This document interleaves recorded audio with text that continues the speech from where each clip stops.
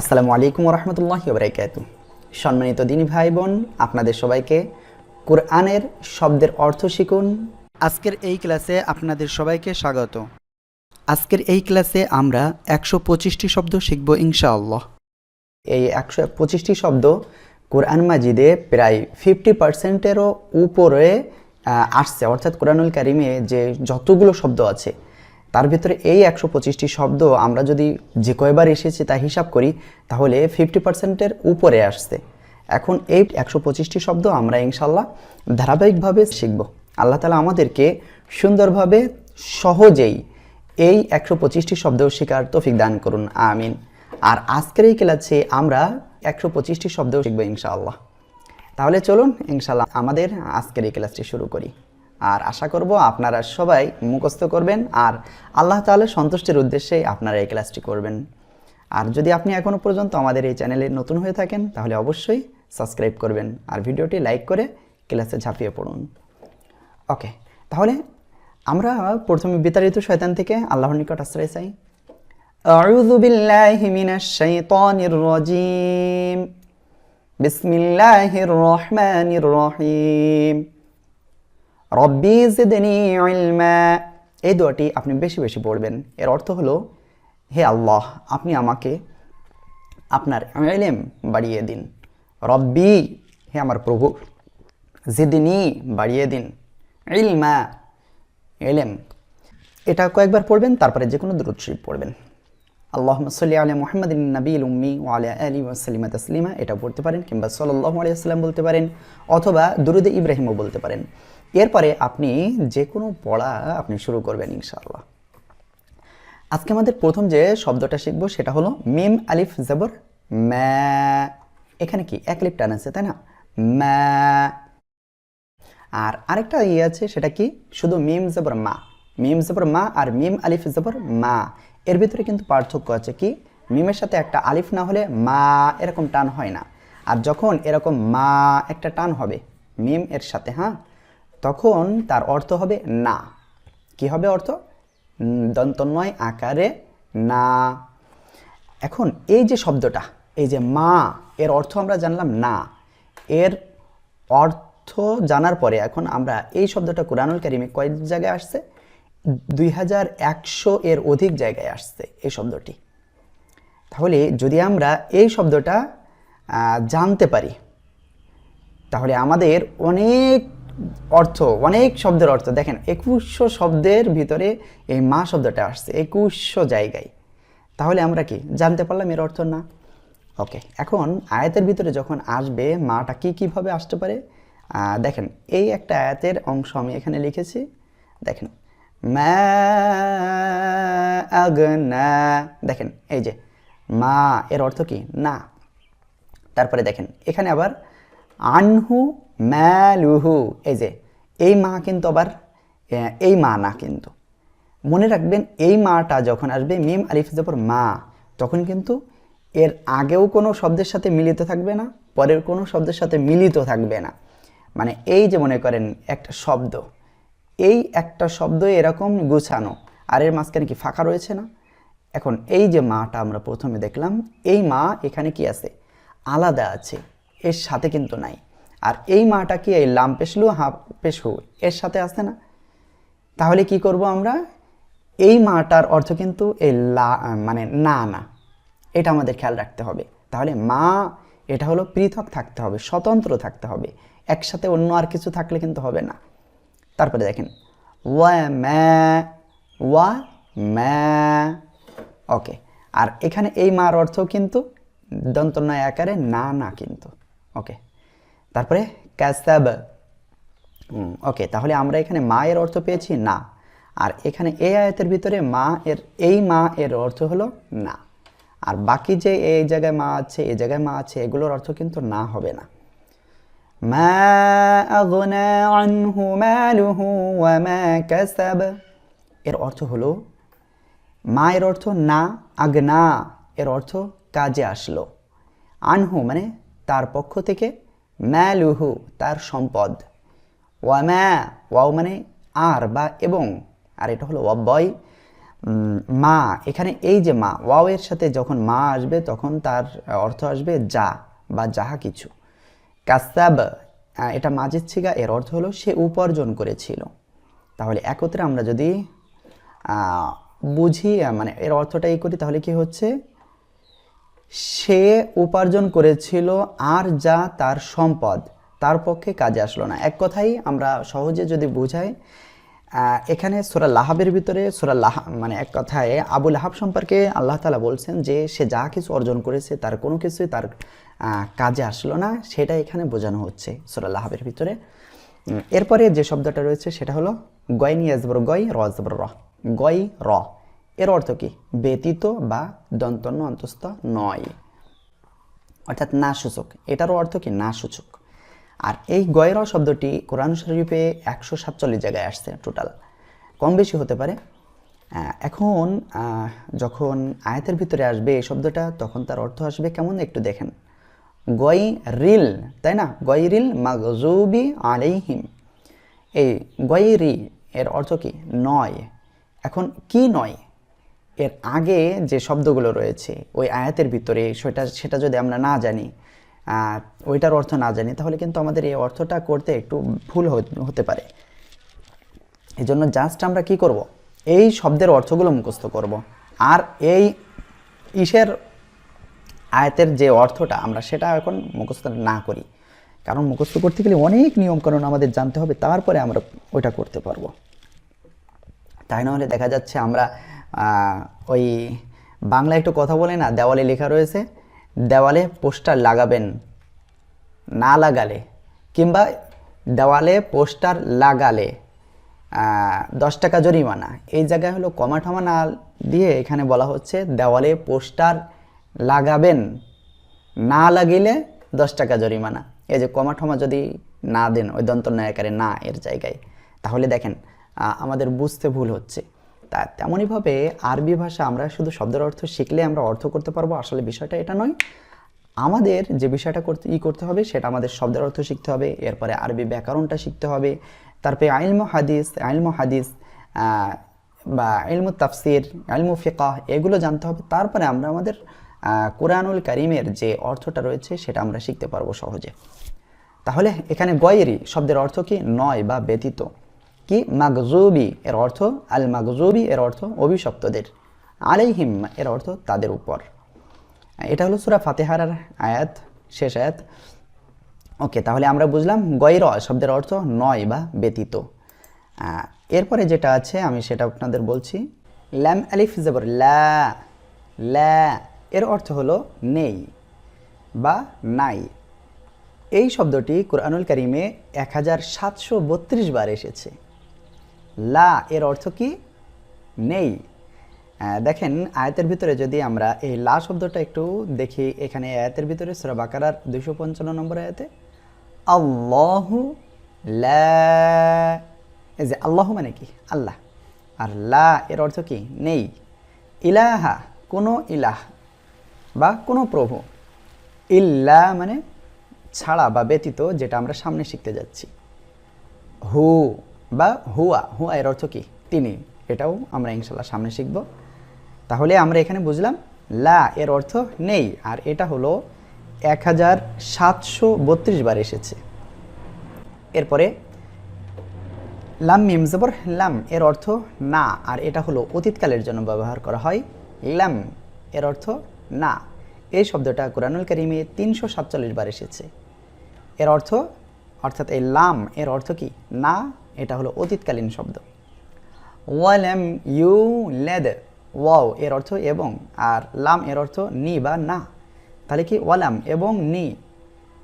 আর ইউলাদ এর অর্থ তাকে জন্ম দেওয়া হয়, তাই না। আর সবাই আপনারা একটু অবশ্যই খেয়াল রাখবেন যে এই শব্দের অর্থ শিখছেন, এর অর্থ কোরআনের অর্থ আপনি করতে পারবেন এটা নয় কিন্তু। আর আমাদের অবশ্যই একটু খেয়াল রাখতে হবে বিষয়টা। আর আপনারা অবশ্যই এগুলো মুখস্থ করবেন, বেশি করে মুখস্থ করবেন। দেখেন ইল্লা, তাই না, হামজা লামজের ইল, লাম আলিফ জবর লা, ইল্লা এর অর্থ ব্যতীত বা ছাড়া। এটা কোরআনুল কারীমে টোটাল 666 বার আসছে, কিংবা এর কম বেশি হতে পারে। এর অর্থ তাহলে বুঝলাম, ইল্লা এর অর্থ ছাড়া বা ব্যতীত। এখানে আমরা এই যে আয়াতটা আসছে দেখেন, ইল্লাল্লাযীনা আমানু, ইল্লা মানে কি ব্যতীত, আল্লাযীনা মানে যারা, আমানু মানে ঈমান এনেছে, এটা মাঝের ছিগা। তাহলে ইল্লা মানে আমরা কি বললাম, ছাড়া বা ব্যতীত, তাদের ছাড়া, শুধুমাত্র যারা ঈমান এনেছে।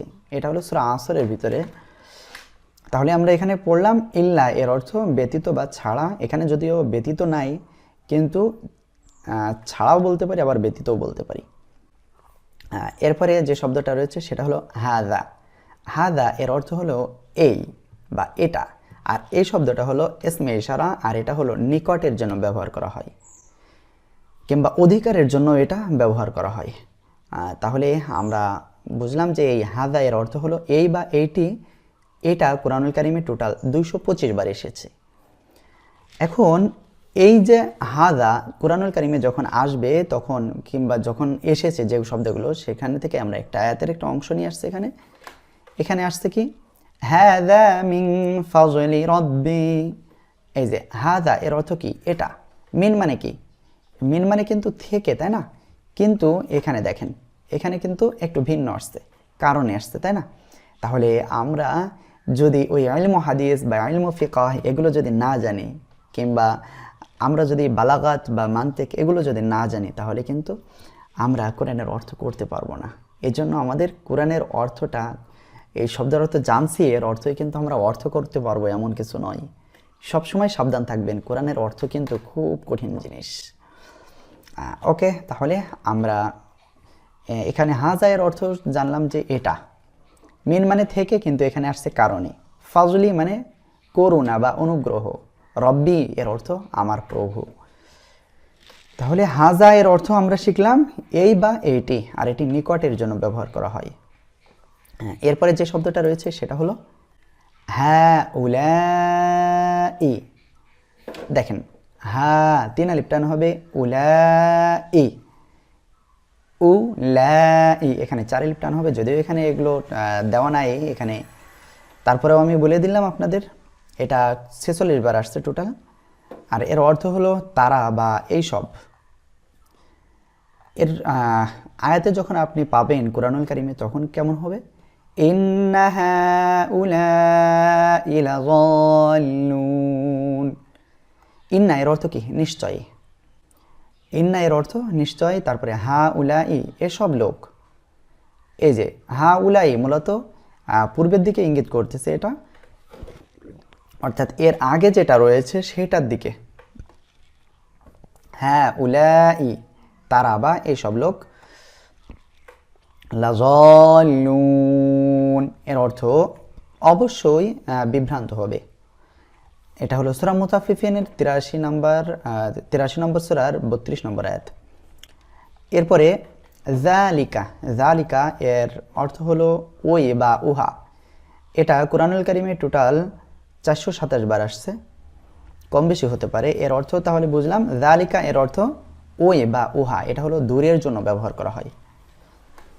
আর যালিকাল কিতাবু লা রাইবা ফীহ, এই যে খেয়াল করেন একটু, যালিকা এর অর্থ কি, উহা বা ওই। কিতাব, কিতাবের অর্থ কি, কিতাবের অর্থ কি বই, তাই না? কিন্তু এখানে আল্লাহ তাআলার কিতাব বোঝানো হচ্ছে। যালিকাল কিতাব, লা মানে নাই, রাইবা মানে সন্দেহ, ফীহি তার মধ্যে। যালিকাল কিতাবু লা রাইবা ফীহ।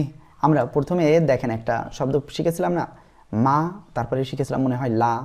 লা এর অর্থ কি, নেই বা না। ওকে, তাহলে আমরা এ দুটাও আমরা শিখতে পারলাম। এরপরে আমরা যেটা শিখবো সেটা হলো উলাইকা এর অর্থ যারা বা ওরা। ওকে, তাহলে এই শব্দটা টোটাল 204 বার আসছে, আর কম বেশি হতে পারে। এখানে অনেক সময় দেখা যাচ্ছে হিসাবের জন্য এদিক ওদিক হতে পারে, ভুল থাকার কারণে। উলাইকা এর অর্থ যারা বা ওরা। আয়াতের ভিতরে যখন আপনি এরকম পাবেন সেটা হলো, দেখেন সূরা বাকারার 175 নম্বর আয়াতে, উলাইকাল্লাযীনা ইশতারাউয যালালাতা বিল হুদা। উলাইকা ওই সব লোক, মানে এর আগের আয়াতে যেগুলো বলা হয়েছে তাই এখানে বলা হচ্ছে উলাইকা ওই সব লোক। তারপরে আল্লাযীনা যারা, আল্লাযীনা ইশতারাউ কিনেছে, ইশতারাউ মানে কিনেছে, হ্যাঁ। আর এখানে হলো কি আল্লাযীনা ইশতারাউজ যালালাতা, যালালাতা মানে কি বিভ্রান্ত বা ভুল পথ, ভ্রান্ত পথ, বিল হুদা সঠিক পথের পরিবর্তে। তাহলে আমরা এখানে যেটা জানতে পারলাম যে উলাইকা এর অর্থ হলো যারা বা ওরা। এরপরে শব্দটা রয়েছে আল্লাযী, আল্লাযী এর অর্থ যিনি বা যে। এটা টোটাল 304 বার কম বেশি হতে পারে আসছে কোরআনুল কারিমে। তাহলে আল্লাযী এর অর্থ কি পড়লাম? যিনি বা যে। আল্লাযী ইউওয়াসউইসু ফি সুদুরিন নাস, আল্লাযী মানে কি যে বা যিনি, ইউওয়াসউইসু কুমন্ত্রণা দেয়, এটা হলো মুজারেজ থেকে ইউওয়াসউইসু ফি সুদুরিন নাস, ফি মানে মধ্য, সুদূর মানে বক্ষ বা অন্তর সমূহ, নাস মানুষের। তাহলে আজকে আমরা টোটাল কয়টা শব্দ শিখলাম? 10টা শব্দ শিখলাম। এখন এই 10টা আমি একবারে ডাইরেক্ট আপনাদের শুধুমাত্র আরেকবার বলে দিচ্ছি এই শব্দগুলো। আমরা প্রথমে শিখেছিলাম মা, মিম আলিফ জবর মা এর অর্থ কি? না। এটা 2100 বার আসছে, অর্থাৎ 2100 বার। এর অর্থ কি? মা এর অর্থ না। তারপরে গৈর এর অর্থ নয় বা ব্যতীত, এটা 147 বার আসছে। লা এর অর্থ নেই, এই শব্দটা কোরআনুল কারিমে 1732 বার এসেছে। লা এর অর্থ নেই। এরপরে লাম এর অর্থ না, আর এটা হলো অতীতকালীন ক্রিয়া বা অতীতকালীন শব্দ, ক্রিয়া না, এটা হলো অতীতকালীন শব্দ লাম। আর এটা হলো কোরআনুল কারিমে 347 বার এসেছে। লাম এর অর্থ না, আর এটা অতীতকালীন শব্দ। এরপরে ইল্লা এর অর্থ ছাড়া বা ব্যতীত, এটা 666 বার আসছে। তারপরে হাযা এর অর্থ এই বা এটি, এটি 225 বার আসছে। এরপরে হাউলাই এর অর্থ তারা বা এসব, এটা 46 বার আসছে। এরপরে যালিকা এর অর্থ ওই বা উহা, এটা হলো দূরের জন্য। হাজা কি নিকটের জন্য, আর যালিকা হলো দূরের জন্য। আর এই হাজা আর যালিকা এই দুটো শব্দ হলো পুরুষবাচক শব্দের জন্য ব্যবহার করা হয়, পুরুষ জাতির জন্য। আর এই যালিকা শব্দটি 427 বার আসছে, কম বেশি হতে পারে। এরপরে উলাইকা এটা হলো কি দূরের জন্য, আর এর অর্থ হলো কি যারা বা ওরা, টোটাল 204 বার আসছে এটা। এরপরে আল্লাযী এর অর্থ যিনি বা যে, এটা 304 বার আসছে। তাহলে আল্লাহর অশেষ রহমতে আমরা 10টি শব্দ শিখে ফেলেছি। আমি আপনাদের কাছে রিকোয়েস্ট করব যে আপনি কিন্তু মুখস্থ না করে বসে থাকবেন না, শুধু ভিডিও দেখবেন এমন নয়। এই যে 125টি শব্দের মাধ্যমে কোরআন শরীফের প্রায় অর্ধেকেরও বেশি শব্দের অর্থ আপনি জানতে পারবেন। এর মতো সুযোগ আর কি পাবেন? মনে হয় পাবেন না। তবে সবসময় সাবধান থাকবেন যে আপনি শুধুমাত্র শব্দের অর্থ শিখছেন, আপনি কিন্তু কোরআনের অর্থ শিখছেন না। এটা তার কারণ কোরআনের অর্থ আপনাকে শিখতে গেলে কিংবা অর্থ করতে গেলে আপনার যে জ্ঞানগুলো থাকা প্রয়োজন, প্রথমে আপনাকে কি করতে হবে? কোরআন শুদ্ধভাবে পড়তে হবে। তারপরে কি করতে হবে? তারপরে আপনার মিজান বা আপনার ইলমুন নাহু এগুলো আপনার ক্লিয়ার করতে হবে। তারপরে ইলমু হাদিস, ইলমু ফিকহ, তারপরে বালাগাত, মান্তিক, এগুলো আপনার ক্লিয়ার করতে হবে। তারপরে যে আপনি কোরআনের অর্থটা আপনি নিজে শিখতে পারবেন। এই জন্য আমি বলছি যে আপনারা এই শব্দগুলোর অর্থ আপনারা খুব সুন্দর করে শিখে রাখুন, মুখস্থ করে রাখুন। আমরা প্রথমে যে শব্দটি শিখব সে শব্দটি শেখার আগে আমরা প্রথমে ওই শব্দ সংযুক্ত একটি আয়াতটা পড়ি। আল্লাযীনা হুম ফি সলাতিহিম খাশিউন, এর অর্থ যারা নিজেদের নামাজে বিনয়াবনত হয়। এটা হলো সূরা মুমিনুনের 2 নম্বর আয়াত। আর এখানে আমরা যে শব্দটা শিখতে যাচ্ছি সেটা হলো এই শব্দটা হলো আল্লাযীনা, এর অর্থ হলো যারা, আর এটা হলো পুরুষবাচক শব্দ। আর এক কথায় পুরুষদের জন্য এটা ব্যবহার করা হয়। ইংরেজিতে এটা বলা হয় হুজ এর অর্থ যারা। তাহলে আমরা বুঝলাম যে আল্লাযীনা এটা পুরুষবাচক শব্দ, এর অর্থ হলো যারা, আর ইংরেজি হলো হুজ। এরপরে আমরা এই শব্দটি কুরআনুল কারীমে টোটাল ব্যবহার হয়েছে 1080 বার। তাহলে আমরা এই যে আল্লাযীনা শব্দটা শিখার দ্বারা আমরা কুরআনুল কারিমে যে 1080 জায়গায় এই শব্দটা রয়েছে সেটা আমরা ইনশাআল্লাহ এখন থেকে অর্থ জানতে পারবো, বুঝতে পারবো। এরপরে যে শব্দটা রয়েছে সেটা শেখার আগে আমরা প্রথমে তার সংশ্লিষ্ট যে আয়াত অংশ রয়েছে বা আয়াত রয়েছে সেটা আমরা পড়ি। কুল হুয়াল্লাহু আহাদ এর অর্থ বলুন তিনি আল্লাহ একজনই, অর্থাৎ তিনি আল্লাহ এক। এটা হলো সূরা ইখলাসের প্রথম আয়াত। এখানে আমরা যে শব্দটা শিখব সেটা হলো এই যে হুয়া। এই হুয়া এর অর্থ হলো সে। এটা পুরুষবাচক শব্দের জন্য বা এক কথায় পুরুষবাচক শব্দের জন্য ব্যবহার করা হয়, আর ইংরেজিতে বলা হয় হি। এই হুয়া শব্দটি কুরআনুল কারিমে টোটাল 481 বার ব্যবহার হয়েছে। তাহলে আমরা এই হুয়া যেখানে থাকবে আমরা সেখানে অর্থটা ধরে নেব সে। এরপরে যে শব্দটা শিখব আমরা প্রথমে তার সংশ্লিষ্ট যে আয়াত রয়েছে সেটা আমরা ইনশাআল্লাহ পড়ি। আলাম ইয়াজআল কাইদাহুম ফি তাজলিল এর অর্থ তিনি কি তাদের যাবতীয় ষড়যন্ত্র নিষ্ফল করে দেননি। এখানে আমরা যে শব্দটা শিখব সেই শব্দটা হলো এটা, আর এটা হলো হুম, হাম ইমপেশ হুম, এর অর্থ হলো তারা। আর এখানে আসছে এই যে তাদের, অর্থাৎ তারা বা তাদের এটা একই জিনিস। দে মানে কি তারা বা তাদের। আর এই শব্দটা হলো পুরুষবাচক শব্দ। এই শব্দটা কুরআনুল কারিমে টোটাল 444 বার এসেছে। এর অর্থ হুম, এর অর্থ তারা। এবার আমরা যে শব্দটা শিখব তার সংশ্লিষ্ট যে আয়াতটা রয়েছে আমরা সেটা শিখব ইনশাআল্লাহ। মানে সেটা আগে পড়ি। ইন্নাকা আনতাল আলিমুল হাকিম এর অর্থ নিশ্চয় আপনি সব কিছু জানেন ও বোঝেন। সূরা বাকারার 32 নম্বর আয়াত। এখান থেকে আমরা যেটা শিখতেছি সেটা হলো এই শব্দটা, এই যে আংতা এর অর্থ হলো তুমি, আর ইংরেজি হলো ইউ মানে তুমি, আংতা মানেও তুমি। এটা হলো পুরুষবাচক শব্দ। এটা কুরআনুল কারিমে টোটাল 81 বার ব্যবহার করা হয়েছে। এরপরে আমরা যে শব্দটা শিখব তার সংশ্লিষ্ট আয়াতটা পড়ি। ওয়ালা আনতুম আবিদুনা মা আ'বুদ এর অর্থ আর তোমরা ইবাদতকারী নাও, আমি যার ইবাদত করি। এখানে আমরা যে শব্দটা শিখছি সেটা হলো এই যে আংতুম এর অর্থ হলো তোমরা। আংতুম এর অর্থ তোমরা, যেটা ইংরেজিতে ইউ আকারেই মূলত ইউ শব্দ দিয়েই মূলত বোঝানো হয় যে তোমরা। এটা হলো পুরুষবাচক শব্দ। আংতুম এর অর্থ তোমরা। এই শব্দটা 135 বার ব্যবহার করা হয়েছে, অর্থাৎ ব্যবহৃত হয়েছে কোরআন শরীফে 135 জায়গায় রয়েছে এই শব্দটি ডাইরেক্ট। আমরা এরপরে যে শব্দটা শিখব সেটা হলো আনা। প্রথমে আমরা সংশ্লিষ্ট যে আয়াতটা রয়েছে সেটা আমরা পড়ি। ওয়ামা আনা মিনাল মুতাকাল্লিফিন আর আমি লৌকিকতাকারীদের অন্তর্ভুক্ত নই। এখানে আমরা শব্দটা শিখব হলো এইটা আনা। আনা এর অর্থ হলো আমি। আনা এর অর্থ আমি, আর ইংরেজিতে আই এর অর্থ আমি। এই আনা শব্দটা ডাইরেক্ট আসতে হলো 68 জায়গায়।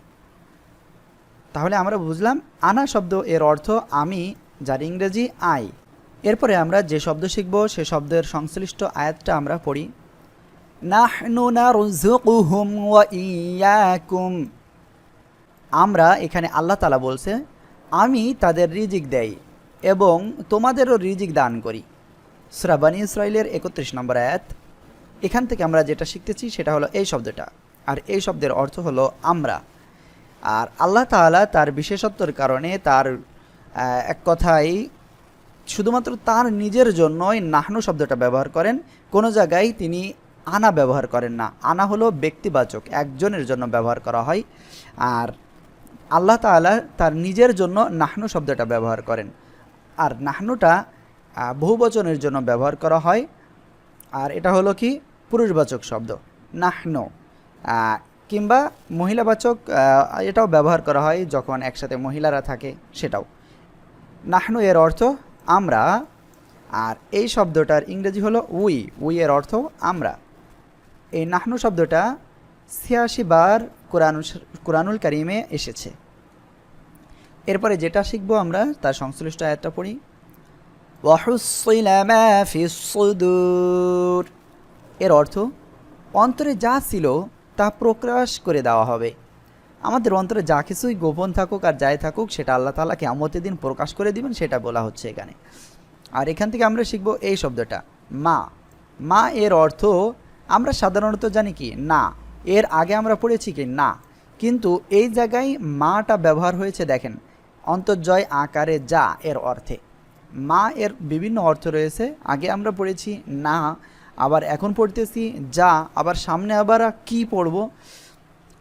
যাই হোক, মা এর অর্থ যা এখানে ব্যবহার হয়েছে। আর এরপরে মাটা আরও একটু ব্যবহার করা হয় আরও অন্য অর্থে, আমি সেটা বলছি। দেখেন মা এখানে বলছে ওয়া মা আদরাকা মা লাইলাতুল কদর। যখন মা শব্দটা একেবারে এই যে এটা হলো একটা অব্যয়, অব্যয় এরপরে এরকম আসে যখন, তখন এই কি অর্থ ব্যবহার করা হয়।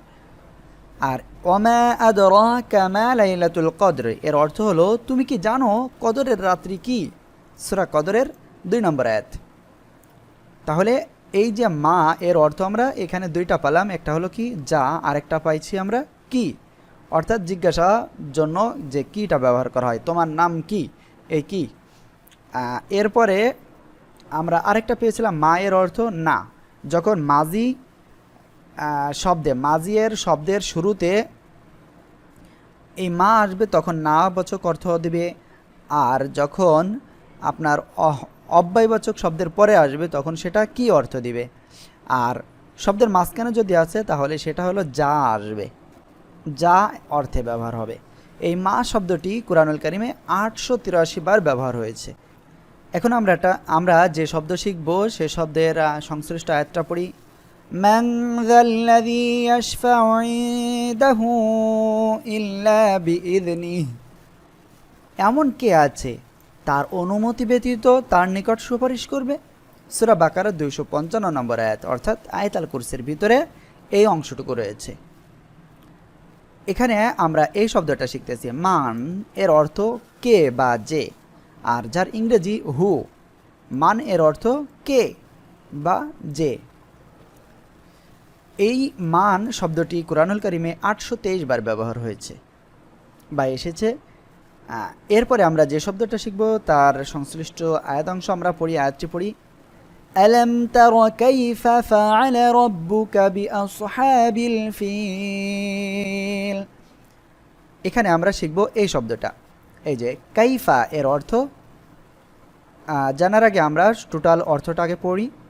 তুমি কি দেখোনি তোমার রব হাতিওয়ালাদের সাথে কেমন ব্যবহার করেছেন, সূরা ফিলের 1 নম্বর আয়াত। এখানে কাইফা এর অর্থ হলো কেমন, ইংরেজি হাউ, হাউ মানে কেমন। এই কাইফা শব্দটি কুরআনুল কারিমে টোটাল 83 বার এসেছে। প্রথম যে শব্দটা আমরা শিখব সে শব্দ শেখার আগে আমরা যে আয়াতটি পড়ব সে আয়াতটির অর্থ আগে জানতে হবে। বিসমিল্লাহির রহমানির রহিম। ক্বালা কাম লাবিসতা, এটা হলো সূরা বাকারার 259 নম্বর আয়াতের অংশ। এর অর্থ তিনি বললেন কতকাল তুমি অবস্থান করেছ। ক্বালা কাম লাবিসতা, তিনি বললেন কতকাল তুমি অবস্থান করেছ। আর এই জায়গা থেকে আমরা যে শব্দটি শিখব সে শব্দটি হলো এই শব্দটি কাম, এর অর্থ হলো কত, যার ইংরেজিতে আমরা বলি হাউ মাস, এর অর্থ হলো কত। তাহলে আমরা বুঝতে পারলাম যে কাফ মিম জবর কাম এর অর্থ হলো কত। এরপরে আমরা যে শব্দটি পড়ব, যে শব্দটি শিখব সে শব্দটি যে আয়াতে রয়েছে সে আয়াতাংশ আমরা পড়ি।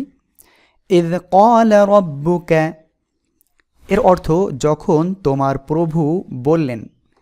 ইয মানে যখন, ইয এর অর্থ যখন। ইয ক্বালা রাব্বুকা, যখন তোমার প্রভু বললেন। এই আয়াতের অংশটি সূরা বাকারার 30 নম্বর আয়াতে রয়েছে। এখানে আমরা শিখলাম ইজ এর অর্থ হলো যখন, আর এটা হলো অতীতকালের জন্য ব্যবহার করা হয়, যার ইংরেজি শব্দ হলো হোয়েন, যেটা পাস্টের জন্য ব্যবহার করা হয় অর্থাৎ অতীতকালের জন্য। তাহলে আমরা বুঝলাম ইজ, হামজা জাল জের ইজ, ইজ এর অর্থ অতীত কালীন যখন এর জন্য ব্যবহার করা হয়, অর্থাৎ আমরা বুঝতে পারছি যে ইজ এর অর্থ যখন, কিন্তু এটি অতীতের জন্য ব্যবহার করা হয়। এরপরে যে শব্দটি শিখব সে আয়াত অংশ আগে পড়ি। ইযা জাআ নাসরুল্লাহি ওয়াল ফাতহ, এর অর্থ যখন আল্লাহর সাহায্য ও বিজয় আসবে। সূরা আন-নাসর এর 1 নম্বর আয়াত। এখানে ইদা এই শব্দটি আমরা শিখব, এর অর্থ হলো যখন। এর আগে আমরা শিখলাম ইজ এর অর্থ যখন, সেটা ছিল অতীতকালের জন্য ব্যবহার করা হয়।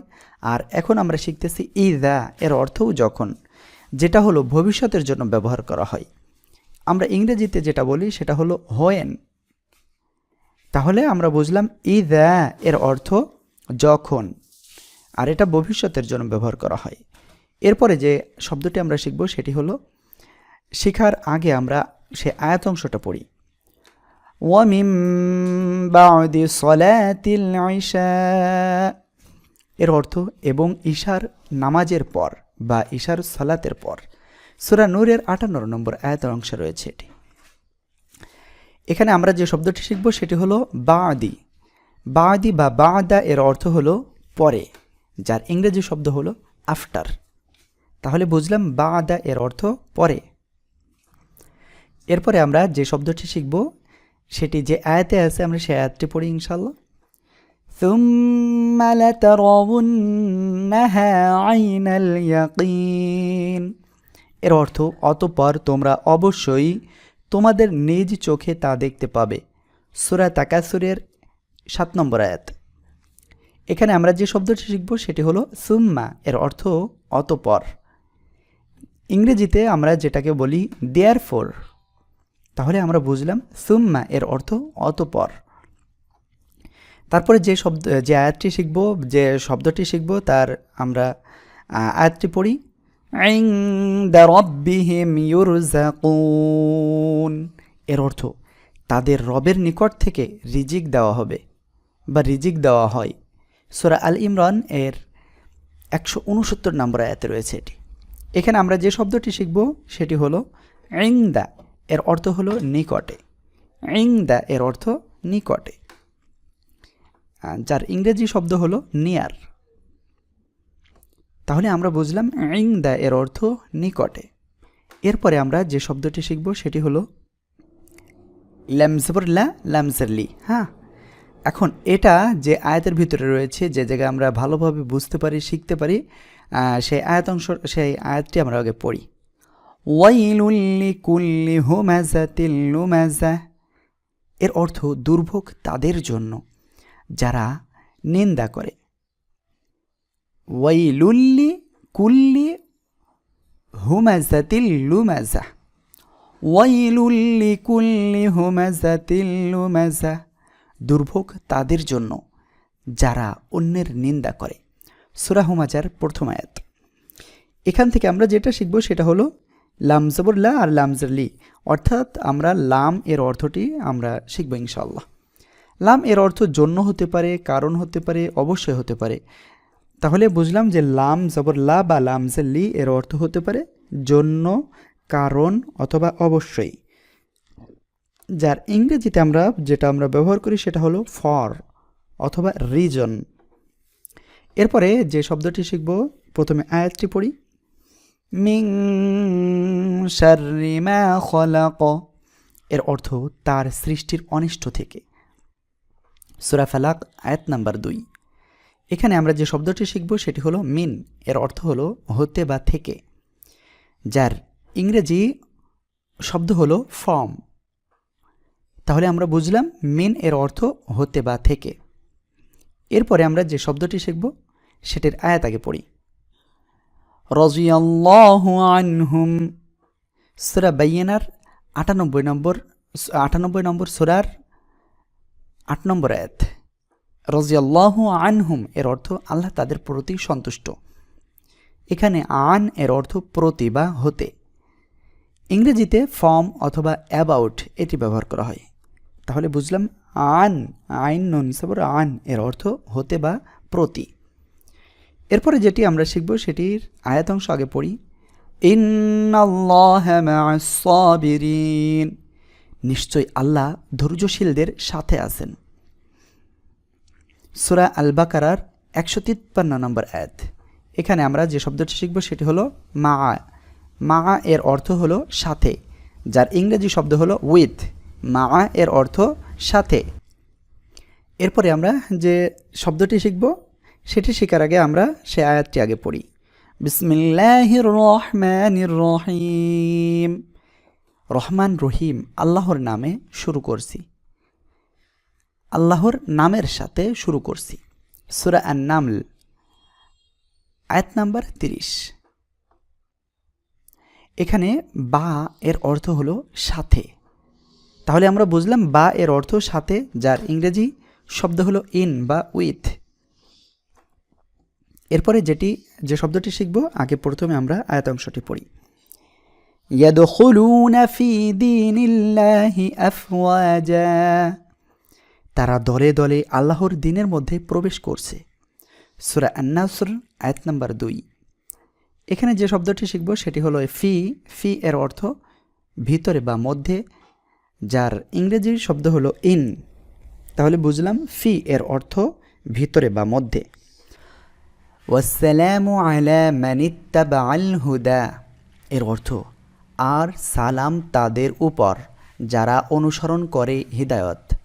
সূরা তহার 47 নম্বর আয়াতে রয়েছে আয়াত অংশটি। এখানে আমরা যে শব্দটি শিখব সেটা হলো আলা। এর অর্থ হলো উপরে। আলা এর অর্থ উপরে। কুরআন শরীফে টোটাল 1423 বার এই শব্দটি এসেছে। আলা এর অর্থ উপরে। ইংরেজিতে আমরা যেটা ব্যবহার করি ওয়ান বা আপন। এরপরে যে শব্দটি শিখব সেটা হলো আগে প্রথমে আমরা সংশ্লিষ্ট আয়াতটি পড়ি। ইন্না লিল্লাহি ওয়া ইন্না ইলাইহি রাজিউন এর অর্থ নিশ্চয় আমরা আল্লাহর জন্য এবং নিশ্চয় তার দিকেই ফিরে যাব। সূরা বাকারার 156 নম্বর আয়াত। এখানে যে শব্দটি শিখব সেটা হলো এই যে শব্দটি, এই শব্দটি হলো ইলা। যদিও এখানে রয়েছে ইলাইহি, কিন্তু এখানে হা হলো জমির আর ইলা এর সাথে এই হাটা যুক্ত হয়েছে। ইলা এর অর্থ দিকে।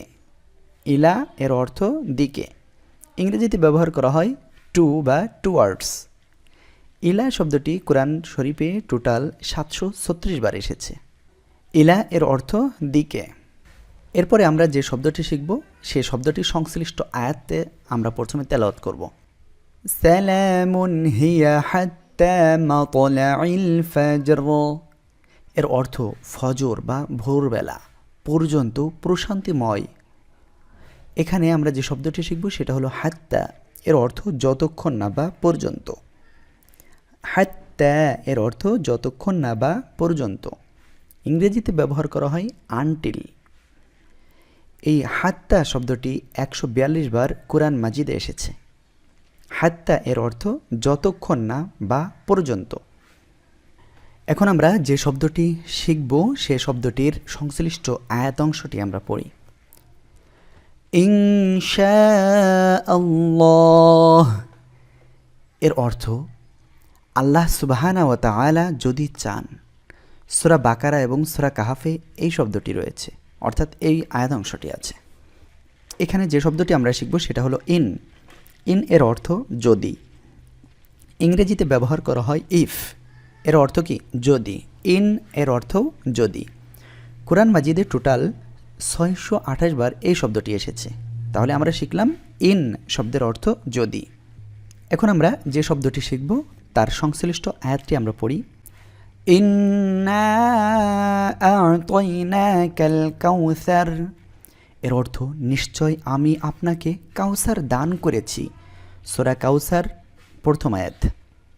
এখানে যে শব্দটি শিখব সেটা হলো ইন্না।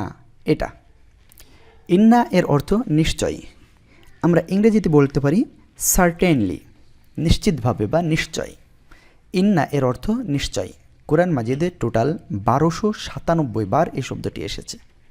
ইন্না এর অর্থ নিশ্চয়। এরপরে যে শব্দটি শিখব সেটা হলো তার সংশ্লিষ্ট আয়াতটি আগে আমরা প্রথমে পড়ি। সুম্মা ইয়াতমাউ আন আযীদ। এখানে শব্দটি শিখব আমরা আন। এই আয়াতাংশের অর্থ হলো যে লোভ করে তাকে আমি আরও দিতে থাকব। যে লোভ করে তাকে আমি আরও দিতে থাকব। এখানে আন এর অর্থ হলো যে। আন এর অর্থ যে। তারপরে ইংরেজিতে আমরা যেটা বলি ড্যাট। আন এর অর্থ যে। কোরআন মাজিদে এই শব্দটি 576 বার এসেছে। এরপরে আমরা যে শব্দটি শিখব সেই শব্দটির প্রথমে অর্থটা শিখব, অর্থাৎ সেই শব্দ সংশ্লিষ্ট আয়াতটি পড়ব ইনশাআল্লাহ। প্রথমে ইয়াহসাবু আন্না মালাহু আখলাদা। এর অর্থ সে মনে করে যে তার সম্পদ তাকে চিরস্থায়ী করবে, অর্থাৎ এই দুনিয়ায় চিরস্থায়ী করবে সেটা বলছে। সূরা হুমাজার 3 নম্বর আয়াত। এখানে আমরা যে শব্দটি শিখব সেটা হলো আন্না। এর অর্থ নিশ্চয় যে। ইংরেজিতে ব্যবহার করা হয় শিওরলি। আন্না এর অর্থ নিশ্চয় যে। কোরআন মাজিদে টোটাল 263 বার এসেছে এই শব্দটি। আন্না এর অর্থ নিশ্চয় যে। এখন আমরা যে শব্দটি শিখব তার সংশ্লিষ্ট আয়াতটি আমরা প্রথমে পড়ি। ইন্নামাল হায়াতুদ দুনিয়া লাইবুন ওয়া লাহু। এর অর্থ দুনিয়ার জীবন তো শুধুমাত্র ক্রীড়া ও কৌতুক। সূরা মুহাম্মাদের 36 নম্বর আয়াত। এখানে ইন্নামা এর অর্থ শুধুমাত্র বা এই যা। ইন্নামা এর অর্থ শুধুমাত্র বা এই যা, অনলি। এই শব্দটি কোরআন মাজিদে 146 বার এসেছে। ইন্নামা এর অর্থ শুধুমাত্র বা এই যা। এরপরে যে শব্দটি শিখব সেই সংশ্লিষ্ট আয়াতটি আমরা প্রথমে পড়ি। লাউ আনজালনা হাযাল কুরআনা আলা জাবালিন। আমরা এখানে ওয়াকফ করলে জাবাল এমন হবে। এর অর্থ হলো আমি যদি এ কোরআন কোনো পাহাড়ের উপর নাজিল করতাম। সূরা আল হাশর 21 নম্বর আয়াত। এখানে যে শব্দটি শিখব সেটি হলো লাউ। লাউ এর অর্থ যদি। আমরা ইংরেজিতে বলি ইফ। ইফ এর অর্থ যদি, লাউ এর অর্থ যদি। কোরআন মাজিদে টোটাল 200 বার এসেছে এই শব্দটি। সম্মানিত দিনী ভাই বোন, এ পর্যায়ে আমরা যে শব্দটি শিখব সে শব্দের সংশ্লিষ্ট আয়াতটি আমরা প্রথমে পড়ব। কুল ইয়া আইয়ুহাল কাফিরুন। বলুন হে কাফিররা। সূরা কাফিরুন প্রথম আয়াত। এখানে আমরা যে শব্দটি শিখব সেটা হলো ইয়া এবং আইয়ুহা। ইয়া এবং আইয়ুহা এর অর্থ হলো হে। ইংরেজিতে বলা হয় ওহ। ইয়া এবং ইয়া আইয়ুহা এর অর্থ হে। এই ইয়া অথবা ইয়া আইয়ুহা কুরআন মাজিদে 150 বার এসেছে। তাহলে আমরা বুঝতে পারলাম যে ইয়া অথবা ইয়া আইয়ুহা এর অর্থ হে। আল্লাহ তাআলা আমাদেরকে কুরআন মাজিদের অর্থ সঠিকভাবে শিকার এবং জানার তৌফিক দান করুন। আমিন। কদ আফলাহাল মুমিনুন। এর অর্থ নিশ্চয় মুমিনগণ সফল হয়েছে। সূরা মুমিনুন প্রথম আয়াত। এখানে আমরা যে শব্দটি শিখব সেটি হলো কদ।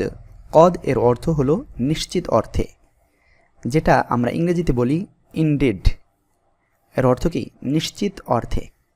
কদ এর অর্থ নিশ্চিত অর্থে। আর কোরআনুল কারীমে মোট 409 বার এই শব্দটি ব্যবহার হয়েছে। তাহলে আমরা শিখলাম কদ এর অর্থ নিশ্চিত অর্থে। এরপরে যে শব্দটি শিখব সে শব্দটির সংশ্লিষ্ট আয়াতাংশ আমরা পড়ি। হুয়াল আউয়ালু। এর অর্থ তিনিই প্রথম, অর্থাৎ এখানে আল্লাহ তাআলাকে বোঝানো হচ্ছে তিনিই প্রথম। সূরা আল হাদিদ 3 নম্বর আয়াত। এখানে আমরা যে শব্দটি শিখব সেটা হলো আল আউয়ালু। এই শব্দটি আউয়ালু এর অর্থ প্রথম, ওলি এর অর্থ প্রথম। ইংরেজিতে বলা হয় ফার্স্ট। তাহলে আমরা বুঝলাম আউয়ালু শব্দের অর্থ হলো প্রথম, ওলি এর অর্থ প্রথম। কুরআনুল কারীমে এই শব্দটি এসেছে মোট 82 বার। এখন আমরা যে শব্দটি শিখব সে শব্দটি হলো ওয়াল আখিরু।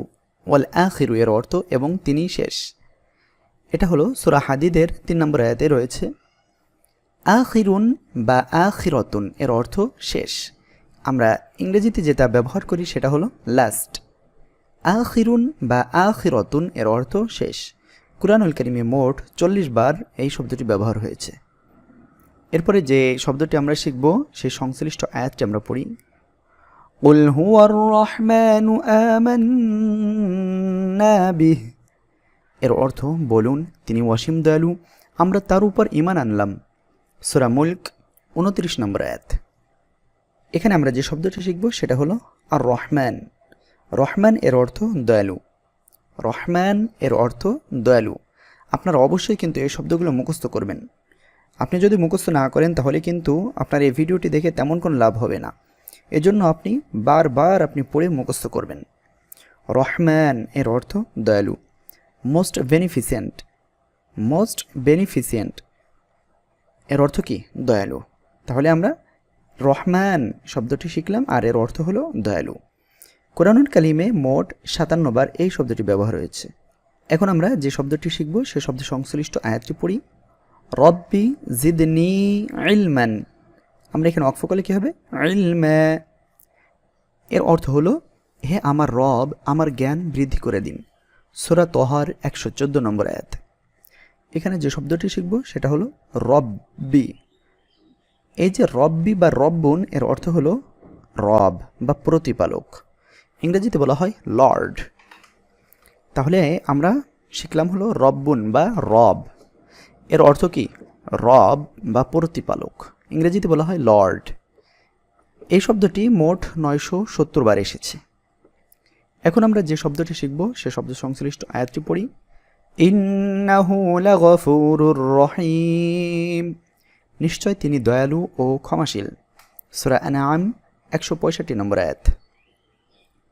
এখানে আমরা যে শব্দটি শিখব সেটা হলো গফুরুন। এটা গফুরুন এর অর্থ হলো কি? ক্ষমাশীল। ইংরেজিতে বলা হয় ফরগিভিং। গফুরুন এর অর্থ ক্ষমাশীল। এই শব্দটি কুরআনুল কারীমে মোট 91 বার এসেছে।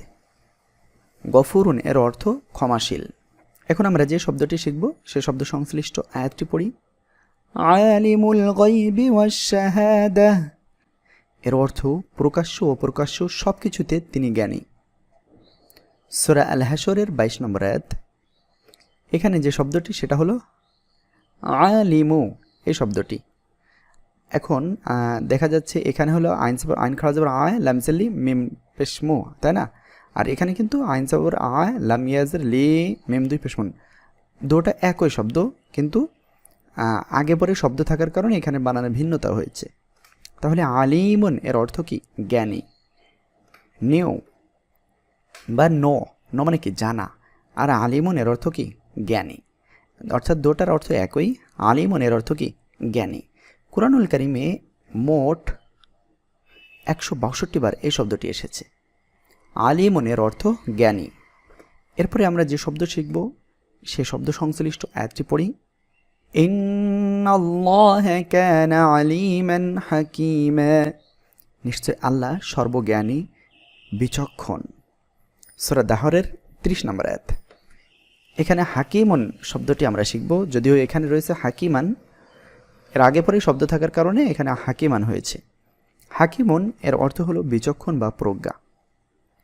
ইংরেজিতে বলা হয় ওয়াইজ। এই হাকিমুন শব্দটি কুরআনুল কারীমে মোট 97 বার এসেছে। হাকিমুন শব্দের অর্থ বিচক্ষণ বা প্রজ্ঞা। হাকিমুন এর অর্থ বিচক্ষণ বা প্রজ্ঞা। এখন আমরা যে শব্দটি শিখব সেই শব্দ সংশ্লিষ্ট আয়াতটি পড়ি। ইয়াহদি বিহি কাসীরা, এভাবে অনেককে হিদায়াতের পথ দেখান। সূরা বাকারার 26 নম্বর আয়াত। এখানে আমরা কাসীরন শব্দটির অর্থ শিখব।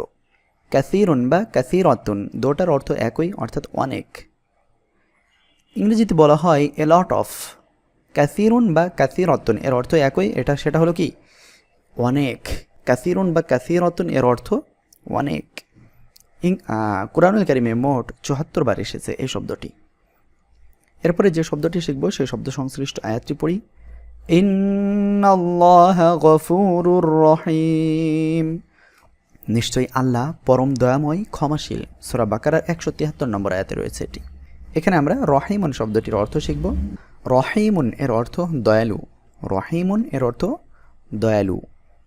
ইংরেজিতে বলা হয় মার্সিফুল। এই রহিমুন শব্দটি কুরআনুল কারীমে 182 বার এসেছে। রহিমুন এর অর্থ দয়ালু। এরপরে যে শব্দটি শিখব সে শব্দটির সংশ্লিষ্ট আয়াতটি আমরা পড়ি। শাহরু রমাযানাল্লাযী উনসিলা ফীহিল কুরআন। অর্থ, রমজান মাসে আমি এই কুরআন নাজিল করেছি। সূরা বাকারার 185 নম্বর আয়াত। এখানে যে শব্দটি শিখব সেটা হলো কোরআন। কোরআন এর অর্থ কি? কোরআন, ঠিক আছে। ইংরেজিতেও কোরআন বলা হয়। আর কোরআন বলতে এখানে আল কোরআনকে বোঝানো হয়েছে বা আল্লাহর কিতাবকে বোঝানো হচ্ছে। এই কোরআন শব্দটি মোট 70 বার এসেছে কোরআনুল কারীমে। এখন আমরা যে শব্দটি শিখব সেই শব্দ সংশ্লিষ্ট আয়াতটি প্রথমে আমরা শিখব বা তার অর্থটি জানব। খালাকাস সামাওয়াতি ওয়াল আরদ। মহাকাশ এবং পৃথিবীর তিনিই স্রষ্টা। সূরা আল হাদিদ 4 নম্বর আয়াত। এখানে যে শব্দটি শিখব সেটা হলো আরজুন। এই আরজুন এর অর্থ হলো পৃথিবী। আরজুন এর অর্থ পৃথিবী, ইংরেজিতে বলা হয় আর্থ। এই আরজুন শব্দটি মোট 461 বার এসেছে কোরআনুল কারীমে। তাহলে আমরা বুঝলাম যে আরজুন এর অর্থ পৃথিবী। ওয়াস-সামাআ বিনাআ এর অর্থ হলো আর আকাশকে বানালেন ছাদ। সূরা বাকারার 255 নম্বর আয়াতের এই শব্দটাই আছে। এখানে আমরা যে শব্দটি শিখব সেটা হলো ওয়াস-সামাআ এই শব্দটির মধ্য থেকে। সামাউন শব্দের অর্থ হলো আকাশ। সামাউন এর অর্থ আকাশ। আমরা ইংরেজিতে ব্যবহার করি স্কাই। স্কাই মানে কি? আকাশ। সামাউন মানে আকাশ। কোরআনুল কারীমে এই শব্দটি মোট 310 বার এসেছে। তাহলে আমরা শিখলাম সামাউন এর অর্থ আকাশ। এখন আমরা যে শব্দটি শিখব সেই শব্দ সংশ্লিষ্ট আয়াতটি প্রথমে পড়ি। মুহাম্মাদুর রাসূলুল্লাহ এর অর্থ মুহাম্মদ সাল্লাল্লাহু আলাইহি ওয়াসাল্লাম আল্লাহ তাআলার রাসূল। সূরা ফাতার 29 নম্বর আয়াত। এই জায়গায় আমরা যে শব্দটি শিখব সেটা হলো রাসূলুন বা রাসূলু। রাসূলুন বা রসুলুন এর অর্থ হলো রাসূল বা রাসূল। সম্মানিত দিনী ভাই বোন, ইংরেজিতে বলা হয় মেসেঞ্জার অর্থাৎ বার্তাবাহক। রাসূলুন বা রসুলুন এর বাংলায় আমরা যেটা সচরাচর ব্যবহার করি যে রাসূল, আর যদি আমি ডাইরেক্ট বাংলা বলি সেটা হলো বার্তাবাহক। ইংরেজিতে বলা হয় মেসেঞ্জার। তাহলে এই রাসূলুন বা রসুলুন এই শব্দদ্বয় কোরআনুল কারীমে মোট 332 বার এসেছে। তাহলে আমরা বুঝলাম রাসূলুন বা রসুলুন এর অর্থ রাসূল বা বার্তাবাহক। এখন আমরা যে শব্দ শিখব সে শব্দ সংশ্লিষ্ট প্রথমে আয়াতটি পড়ব ইনশাআল্লাহ। ইয়া আইয়ুহান নাবিয়্যু ইন্না আরসালনাকা শাহিদা। এখানে যে শব্দটি শিখব সেটা হলো আন-নাবিয়্যু। তার আগে আমরা এই সংশ্লিষ্ট আয়াতের অর্থটা পড়ে নিই। হে নবী, নিশ্চয় আমি আপনাকে পাঠিয়েছি সাক্ষী রূপে। সূরা আহজাবের 45 নম্বর আয়াত। এই জায়গায় আমরা যে শব্দটি শিখব সেটা হলো আন-নাবিয়্যু। নাবিয়্যু বা আনবিয়াউন। নাবিয়ুন শব্দটি এক বছর বহু বছরে হলো আনবিয়া। এই যে আম্বিয়া বা নাবিয়ুন এর অর্থ হলো নবী।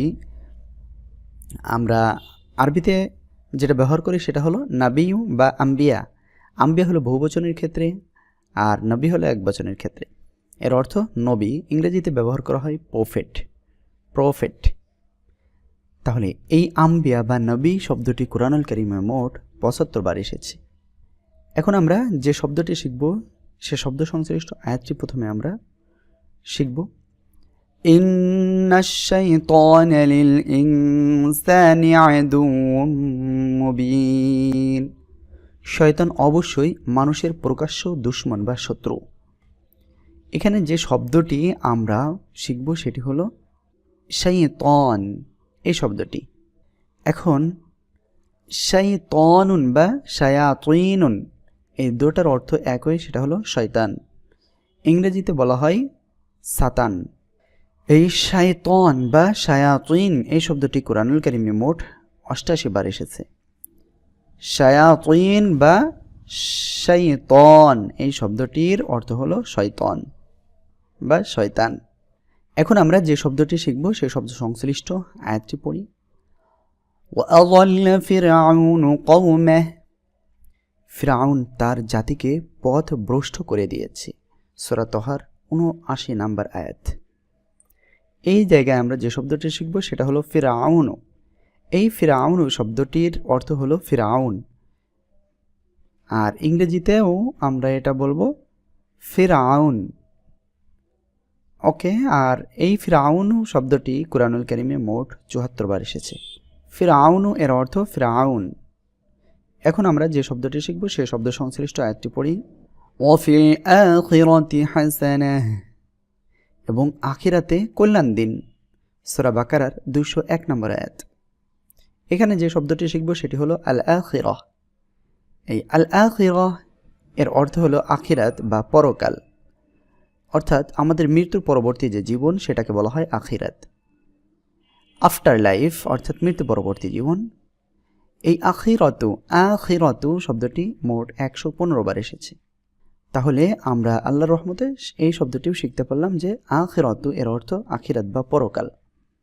এখন আমরা যে শব্দটি শিখব সে শব্দ সংশ্লিষ্ট আয়াতটি পড়ি। ওয়াদাল্লাহুল মুমিনিনা ওয়াল মুমিনাতি জান্নাত আল্লাহর ওয়াদা মুমিন পুরুষ ও নারীদের জান্নাত দিবেন। সুবহানাল্লাহ। সূরা তওবার ৭২ নম্বর আয়াত। এখানে আমরা যে শব্দটি শিখব সেটা হলো জান্নাত। এই শব্দটি জান্নাতুন বা জান্নাতুন এই শব্দের অর্থ হলো জান্নাত, অর্থাৎ শান্তিময় স্থান। ইংরেজিতে বলা হয় হ্যাভেন। এই জান্নাত বা জান্নাতুন বা জান্নাতুন এই শব্দটি কুরআনুল কারীমে মোট ১৪৭ বার এসেছে। জান্নাতুন বা জান্নাতুন এর অর্থ হলো জান্নাত বা শান্তিময় স্থান। এখন আমরা যে শব্দটি শিখব সেটি সংশ্লিষ্ট আয়াতটি প্রথমে আমরা পড়ব। ফাহাসবুহু জাহান্নাম এর অর্থ তাদের জন্য জাহান্নামই যথেষ্ট। সূরা বাকারার ২০৬ নম্বর আয়াত। এখানে যে শব্দটি শিখব সেটি হলো জাহান্নাম। এর অর্থ হলো জাহান্নাম বা ইংরেজিতে বলা হয় হেল। হেল মানে কি? দোজক বা জাহান্নাম। এই জাহান্নাম এটা বাংলায় যদি আমি আপনাদেরকে বুঝাই সেটা হলো শাস্তিময় স্থান। এই জাহান্নাম শব্দটি কুরআনুল কারীমে মোট ৭৭ বার এসেছে। জাহান্নাম এর অর্থ জাহান্নাম বা শাস্তিময় স্থান। এখন আমরা যে শব্দটি শিখব সে শব্দ সংশ্লিষ্ট আয়াতটি প্রথমে পড়ব। ওয়াকিনা আযাবান নার এর অর্থ আমাদেরকে দোজখের শাস্তি থেকে রক্ষা করুন। সূরা বাকারার ২০১ নম্বর আয়াত। এখানে যে শব্দটি শিখব সেটি হলো আযাবান। এই যে আযাবান এই শব্দটি আযাবুন এর অর্থ শাস্তি। ইংরেজিতে বলা হয় পানিশমেন্ট। আযাবুন এর অর্থ শাস্তি। এই শব্দটি মোট ৩২২ বার এসেছে। তাহলে আমরা শিখলাম আযাবুন এর অর্থ শাস্তি। এখন আমরা যে শব্দটি শিখব সে শব্দ সংশ্লিষ্ট আয়াতটি প্রথমে আমি পড়ব। আলাইহিম নারুম মুসাদা আর তাদের উপর আগুনের শিখা ছেয়ে থাকবে। সূরা আল বালাদ ২০ নম্বর আয়াত। এখানে আমরা যে শব্দটি শিখব সে শব্দটি হলো নারুন। এই নারুন শব্দের অর্থ হলো আগুন। ইংরেজিতে বলা হয় ফায়ার। নারুন শব্দটি কুরআনুল কারীমে মোট ১৪৫ বার এসেছে। তাহলে আমরা এখানে যে শব্দটি শিখলাম সেটি হলো নারুন এর অর্থ কি? আগুন। এখন আমরা যে শব্দটি শিখব সে শব্দ সংশ্লিষ্ট আয়াতটি প্রথমে পড়ব। মালিকি ইয়াউমিদ্দিন যিনি প্রতিফল দিবসের মালিক বা বিচার দিনের মালিক। সূরা ফাতিহার ৩ নম্বর আয়াত। এখানে যে শব্দটি শিখব সেটি হলো ইয়াউম। এই যে ইয়াউমি বা ইয়াউমুন বা আইয়ামুন, ইয়ামুন একবচন, বহুবচনে হলো আইয়ামুন। এই ইয়াউমুন বা আইয়ামুন এর অর্থ হলো দিন। ইংরেজিতে বলা হয় ডে। এই ইয়াউমুন বা আইয়ামুন শব্দটি কুরআন মাজিদে ৩৯৩ বার এসেছে। ইয়াউমুন বা আইয়ামুন এর অর্থ দিন। এরপরে যে শব্দটি শিখব আমরা সে শব্দটি সংশ্লিষ্ট আয়াতটি পড়ি। আল্লাহুস সামাদ এর অর্থ আল্লাহ অমুখাপেক্ষী, অন্যের সাহায্য বা অনুগ্রহ প্রত্যাশী নন। সূরা ইখলাস 2 নম্বর আয়াত। এখানে যে শব্দটি শিখছি সেটা হলো আল্লাহ। এই আল্লাহ শব্দ এর অর্থ হলো আল্লাহ। ইংরেজিতে বলা হয় আল্লাহ। এমনকি আল্লাহকে ইংরেজিতে গড শব্দ দিয়েও বোঝানো হয়। তাহলে আমরা বুঝলাম যে আল্লাহ শব্দের অর্থ হলো আল্লাহ, আর এই শব্দটি মোট 2702 বার এসেছে কোরআন মাজিদে। কুল হুয়াল্লাহু আহাদ এর অর্থ বলুন তিনি আল্লাহ একজনই। সূরা ইখলাসের প্রথম আয়াত। এখানে আমরা যে শব্দটি শিখব সেটি হলো আহাদ। এই আহাদুন বা আহাদ এর অর্থ হলো এক। আহাদুন বা আহাদ এর অর্থ কি? এক। ইংরেজিতে যেটা ব্যবহার করা হয় ওয়ান। এই আহাদুন শব্দটি কোরআন মাজিদে মোট 85 বার এসেছে। আহাদুন এর অর্থ এক। এরপরে যে শব্দটি শিখব সে শব্দ সংশ্লিষ্ট আয়াত বা আয়াতাংশ হলো ইলাহিন্নাস। এর অর্থ মানুষের ইলাহ বা মানুষের প্রভু। সূরা নাসের 3 নম্বর আয়াত। এই জায়গায় আমরা যে শব্দ শিখব সেটা হলো ইলাহি। এটা এই ইলাহুন বা ইলাহ এর অর্থ হলো প্রভু, ইলাহ বা রব। এই শব্দটি কোরআন মাজিদে মোট 34 বার এসেছে। আমরা ইলাহুন শব্দের ইংরেজিটা যেটা ব্যবহার করি ওয়ালমাইটি। ইলাহুন এর অর্থ ইলাহ বা প্রভু বা সৃষ্টিকর্তা বা রব। এখন আমরা যে শব্দটি শিখব তার সংশ্লিষ্ট আয়াতটি আমরা পড়ি। যালিকাল কিতাবু লা রাইবা ফীহ। এই কিতাব যার মধ্যে কোনো সন্দেহ নেই। সূরা বাকারার 2 নম্বর আয়াত। এখানে আমরা যে শব্দটি শিখব সেটা হলো আল কিতাবু বা কিতাবুন। এটা একবচন বহুবচন হবে কুতুবুন। এর অর্থ কি? বই। ইংরেজিতে বলা হয় বুক। তাহলে এই কিতাবুন বা কুতুবুন এই শব্দটি কোরআন মাজিদে মোট 261 বার এসেছে। আর আমরা বুঝলাম যে কিতাবুন বা কুতুবুন এর অর্থ হলো বই। এরপরে যে শব্দটি শিখব তার সংশ্লিষ্ট আয়াত বা আয়াতাংশটি আমরা পড়ি।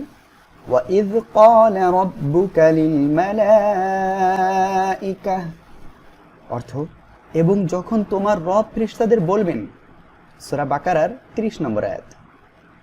এখানে যে শব্দটি শিখব সেটি হলো মালাইকাতি। এই শব্দটির মালিকুন রয়েছে আবার মালাইকাতুন রয়েছে। এর অর্থ হলো ফেরেশতা। মালিকুন বা মালাইকাতুন এর অর্থ ফেরেশতা। ইংরেজিতে বলা হয় অ্যাঞ্জেল। অনেকে ভাবতে পারেন অ্যাঙ্গেল, অ্যাঙ্গেল না, কিন্তু এটা হলো অ্যাঞ্জেল। হ্যাঁ, এর অর্থ কি? ফেরেশতা। মালিকুন বা মালাইকাতুন এর অর্থ ফেরেশতা। এই মালিকুন বা মালাইকাতুন শব্দটি কোরআন মাজিদের টোটাল 88 বার এসেছে। মালিকুন বা মালাইকাতুন এর অর্থ ফেরেশতা। এখন আমরা যে শব্দটি শিখব সেই শব্দ সংশ্লিষ্ট আয়াতটি পড়ি। ওয়াতাওয়াসাউ বিল হক। তারা পরস্পরকে হকের পথে উপদেশ দেয়। সূরা আসর 3 নম্বর আয়াত। এখানে যে শব্দটি শিখব সেটা হলো হক। হক এর অর্থ হক এখানে লেখা আছে, কিন্তু হক এর অর্থ সত্য, ন্যায় ইত্যাদি। ইংরেজিতে বলা হয় ট্রুথ, সত্য, হক। এই শব্দটি কোরআন মাজিদে মোট 247 বার এসেছে। হকুন এর অর্থ হক বা সত্য বা ন্যায়। এরপরে আমরা যে শব্দটি শিখব তার সংশ্লিষ্ট আয়াত বা আয়াতাংশ পড়ি। আলহামদুলিল্লাহি রাব্বিল আলামিন। আমরা এই আয়াতটি প্রতি ওয়াক্তে নামাজে পড়ি, প্রতি রাকাতে পড়ি। এখন আজকে আমরা যদি এই অর্থটা খুব ভালোভাবে মুখস্থ করতে পারি, তাহলে আমরা যখন নামাজে যখন এই আয়াতটি পড়ব প্রতি রাকাতে প্রথমেই, তখন আমরা এটার অর্থ আমাদের মনে মনে যখন আমরা বুঝতে পারবো, তখন আমাদের মনে একটা প্রশান্তি বিরাজ করবে। এই আলহামদুলিল্লাহি রাব্বিল আলামিন এর অর্থ সমস্ত প্রশংসা আল্লাহর, যিনি মহাবিশ্বের প্রতিপালক। সূরা ফাতিহার প্রথম আয়াত। এখানে যে শব্দটি শিখব সেটা হলো আলহামদু। হামদুন এর অর্থ প্রশংসা বা আলহামদু এর অর্থ প্রশংসা করা। এই হামদুন শব্দটির অর্থ প্রশংসা। ইংরেজিতে বলা হয় প্রেইজ। হামদুন শব্দটি কোরআন মাজিদে মোট 43 বার এসেছে। হামদুন এর অর্থ প্রশংসা। এখন আমরা যে শব্দটি শিখব সেই শব্দ সংশ্লিষ্ট আয়াতটি পড়ি। মালিকি ইয়াউমিদ্দিন, বিচার দিবসের মালিক, সূরা ফাতিহার 3 নম্বর আয়াত। এখানে যে শব্দটি শিখব সেটা হলো দিন। এই দিন শব্দটির অর্থ হলো বিচার দিবস বা শেষ দিবস। যেখানে বিচার করা হয়, যেদিনে বিচার করা হবে সেটা হলো দিন। আর দিন শব্দের অর্থ বিচার দিবস। ইংরেজিতে বলা হয় ডে অফ জাজমেন্ট। এই দিনুন বা দিনুন শব্দটি কোরআন মাজিদে 92 বার এসেছে। দিনুন শব্দের অর্থ বিচার দিবস। এরপরে আমরা যে শব্দটি শিখব সেটা হলো তার সংশ্লিষ্ট আয়াতটি প্রথমে পড়ব। আকিমিস সালাতা লিযিকরি, তোমরা সবর ও নামাজের মাধ্যমে সাহায্য চাও। আকিমিস সালাতা লিযিকরি, তোমরা সবর ও নামাজের মাধ্যমে সাহায্য চাও। এখানে এর আগে কিছু শব্দ আছে, সেটার টোটাল অর্থটা এখানে একবারে লেখা হয়েছে। এখানে যে শব্দটি আমরা শিখব সেটা হলো as-সালাত। সলাতের অর্থ সালাত বা নামাজ। নামাজ হলো ফার্সি ভাষায় ব্যবহার করা হয়, আর আমরাও নামাজ বলে আমরা সলাতকেই বুঝি। আর সলাহ এর ইংরেজি হলো সলাহ। সালাতের ইংরেজি কি? সলাহ। এই সলাতুন শব্দটি কোরআন মাজিদে মোট 83 বার এসেছে। সলাতুন এর অর্থ সালাত বা নামাজ। এখন আমরা যে শব্দটি শিখব সেই শব্দ সংশ্লিষ্ট আয়াতটি পড়ি। হাযা মিন ফাযলি রাব্বি, এটা প্রতিপালকের পক্ষ থেকে অনুগ্রহ। সূরা আন-নামল 40 নম্বর আয়াত। ফাজলুন এই শব্দটি আমরা এখানে শিখব। এই ফাজলুন এর অর্থ অনুগ্রহ বা ফেভার। ফাজলুন এর অর্থ অনুগ্রহ। ফাজলুন শব্দটি মোট 84 বার এসেছে কুরআনুল কারীমে। ফাজলুন এর অর্থ অনুগ্রহ। এখন আমরা যে শব্দটি শিখব সেই শব্দ সংশ্লিষ্ট আয়াত বা আয়াতাংশ পড়ি। রব্বানা আতিনা ফিদ দুনিয়া হাসানা, হে আমাদের রব, আমাদেরকে দুনিয়াতে কল্যাণ দান করুন, আমিন। সূরা বাকারার 201 নম্বর আয়াত। এখানে যে শব্দটি শিখব সেটি হলো হাসানাতুন। এই হাসানাতুন বা হাসানাতুন এর অর্থ হলো কল্যাণ। ইংরেজিতে বলা হয় ওয়েলফেয়ার। হাসানাতুন বা হাসানাতুন শব্দটি মোট 31 বার কোরআন মাজিদে এসেছে। হাসানাতুন বা হাসানাতুন এর অর্থ কল্যাণ। এখন আমরা যে শব্দটি শিখব সেই শব্দ সংশ্লিষ্ট আয়াতটি পড়ি। ওয়া আনতা খায়রুর রাহিমিন, এর অর্থ এবং আপনি উত্তম দয়ালু। সূরা মুমিনুন 118 নম্বর আয়াত। এখানে যে শব্দটি শিখব সেটা হলো খায়রুন। এই খায়রুন এর অর্থ হলো উত্তম। ইংরেজিতে বলা হয় বেস্ট। খায়রুন এর অর্থ উত্তম। কোরআন মাজিদে এই খায়রুন শব্দটি মোট 186 বার এসেছে। খায়রুন এর অর্থ উত্তম। এরপরে যে শব্দটি শিখব সেই শব্দ সংশ্লিষ্ট আয়াতটি পড়ি। ইন্নী যালামতু নাফসি, এখানে বলা হচ্ছে নিশ্চয় আমি আমার নিজের প্রতি জুলুম করেছি। সূরা নামলের 44 নম্বর আয়াতে রয়েছে এটি। এখানে যে শব্দটি শিখব সেটা হলো নাফসুন। নাফসুন শব্দটি একবচন বহুবচনে আনফুস। এই নাফসুন এর অর্থ মানুষ, অন্তর। আনফুস এটার অর্থ মানুষ বা অন্তর। আমরা যেটাকে স্বাভাবিকভাবে যদি আমি আপনাদের বলি সেটা হলো নাফসুন অর্থ আপনারা অন্তর ধরবেন, আর অন্তর সাধারণত মানুষেরই থাকে, আর এটার ইংরেজি হলো হার্ট। এই নাফসুন বা আনফুস এর এই শব্দটি কোরআন মাজিদে মোট 293 বার এসেছে। নাফসুন বা আনফুসুন এর অর্থ হলো মানুষ বা অন্তর। নাযালনা আলা আবদিনা, আমাদের বান্দার উপর আমরা কিতাব নাজিল করেছি। এটা আল্লাহ তাআলা বলছেন সূরা আল বাকারার 23 নম্বর আয়াতে। এখানে আমরা যে শব্দটি শিখব সেটা হলো আবদি। এই শব্দটি আবদুন বা ইবাদুন, আবদুন এর বহুবচন হলো ইবাদুন। এই আবদুন বা ইবাদুন এর অর্থ হলো দাস বা বান্দা। এই আবদুন বা ইবাদুন এর অর্থ দাস বা বান্দা। ইংরেজিতে বলা হয় স্লেভ। এই আবদুন বা ইবাদুন শব্দটি কুরআনুল কারীম মোট 126 বার ব্যবহার হয়েছে। তাহলে আমরা এই জায়গায় শিখলাম আবুদুন বা ইবাদুন এর অর্থ দাস বা বান্দা। এখন আমরা যে শব্দটি শিখব সেই শব্দ সংশ্লিষ্ট আয়াত বা আয়াত অংশটি পড়ি আমরা। খলাকাল ইনসানা মিন আলাক, অর্থ সৃষ্টি করেছেন মানুষের রক্তপিণ্ড থেকে বা আলাক থেকে। সূরা আল আলাক 2 নম্বর আয়াত। এখানে আমরা যে শব্দটি শিখব সেটি হলো আল ইনসানু। এই আল ইনসানু বা ইনসানুন এর অর্থ হলো মানুষ। তাহলে বুঝলাম আল ইনসানু বা ইনসানুন এর অর্থ কি? মানুষ। ইংরেজিতে বলা হয় পিপল। এই ইনসানুন শব্দটি কুরআন মাজিদে টোটাল 65 বার ব্যবহার হয়েছে। ইনসানুন এর অর্থ মানুষ। এখন আমরা যে শব্দটি শিখব সেই শব্দ সংশ্লিষ্ট আয়াতটি পড়ি। কুল আউযু বিরাব্বিন নাস, বলুন আমি আশ্রয় চাই মানুষের মালিকের কাছে বা মানুষের প্রতিপালকের কাছে বা মানুষের সৃষ্টিকর্তার কাছে। সূরা আন-নাস প্রথম আয়াত। এখানে আমরা যে শব্দটি শিখব সেটা হলো আন-নাস। এই নাসুন বা আন-নাস এর অর্থ হলো মানুষ। একটু আগে আমরা শিখেছি ইনসানুন। ইনসানুন বা নাসুন বা আন-নাস সবগুলোর অর্থ কি? সবগুলোর অর্থই হলো মানুষ। ইংরেজিতে ব্যবহার হয় পিপল। এই নাসুন শব্দটি কোরআন মাজিদে টোটাল 248 বার ব্যবহার হয়েছে। তাহলে আমরা শিখলাম নাসুন বা ইনসানুন বা আন্নাস এর অর্থ কি? মানুষ। এরপরে আমরা যে শব্দটি শিখব তার শব্দ সংশ্লিষ্ট আয়াতটি পড়ি। কাযযাবাত কওমু লূতিন বিন-নুযুর। এখানে আমরা এই শব্দটি শিখব। এই শব্দটি হলো কওমু। এই কওমুন বা কওমু এর অর্থ হলো জাতি। কওমুন বা কওমু এর অর্থ জাতি। সেটা বাঙালি জাতি হতে পারে, মুসলিম জাতি হতে পারে, যে কোনো জাতি, অর্থাৎ মানুষ একের অধিক, যে এক কথায় যেটা বলা হয় যে কমন নাউন ইংরেজিতে বলা হয়, ঠিক আছে, সেই জাতি। ওকে, তাহলে আমরা বুঝলাম যে কওমুন এর অর্থ কি? জাতি। আর ইংরেজিতে বলা হয় নেশন। ইংরেজিতে বলা হবে নেশন। আমরা এখানে যে আয়াতটি পড়েছিলাম সেই আয়াতের অর্থটা আমরা একটু পড়ি।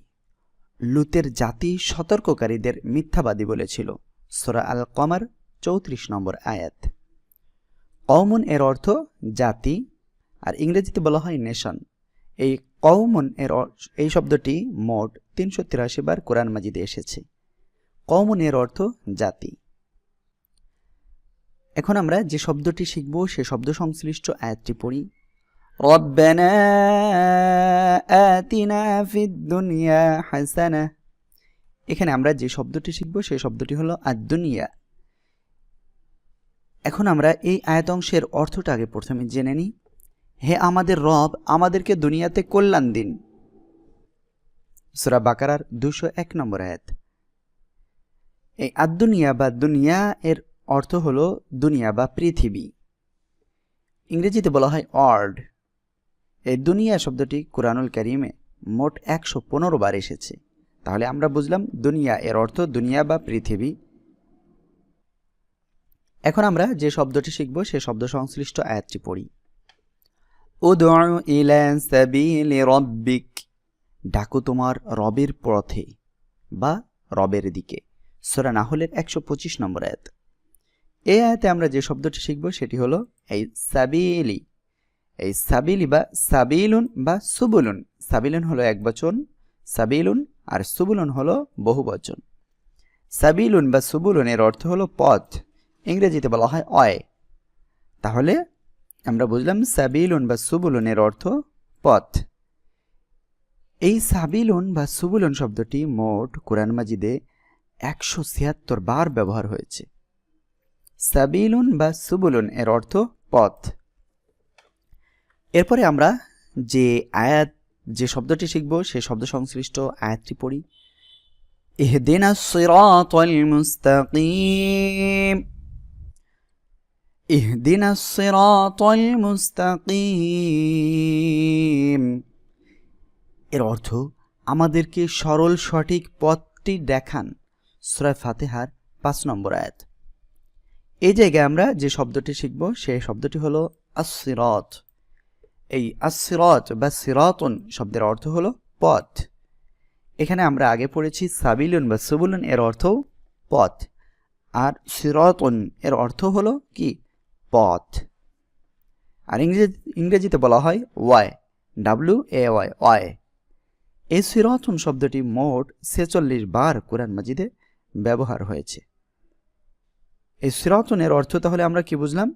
সিরাতুন এর অর্থ আমরা বুঝলাম পথ। এখন আমরা যে শব্দটি শিখব সেই শব্দ সংশ্লিষ্ট আয়াত বা আয়াত অংশটি আমরা এখন পড়ব। ওয়ালাকিন্নাল্লাহা যু ফাযলিন আলাল আলামিন। এখানে আমরা প্রথমে এই আয়াতের অর্থটা জেনে নিই। আল্লাহ তার জগৎসমূহের ওপর অনুগ্রহশীল। এখানে আমরা যে শব্দটি শিখব সে শব্দটি হলো এই আলা, এই যে আলামিন, আলামিন, আলামুন বা আলামিন এর অর্থ কি মহাবিশ্ব। ইংরেজিতে বলা হয় ইউনিভার্স। আলামুন বা আলামিন শব্দটি কুরআন মাজিদে মোট ৭৩ বার এসেছে। তাহলে আমরা বুঝলাম এবং শিখলাম আলামুন বা আলামিন এর অর্থ মহাবিশ্ব।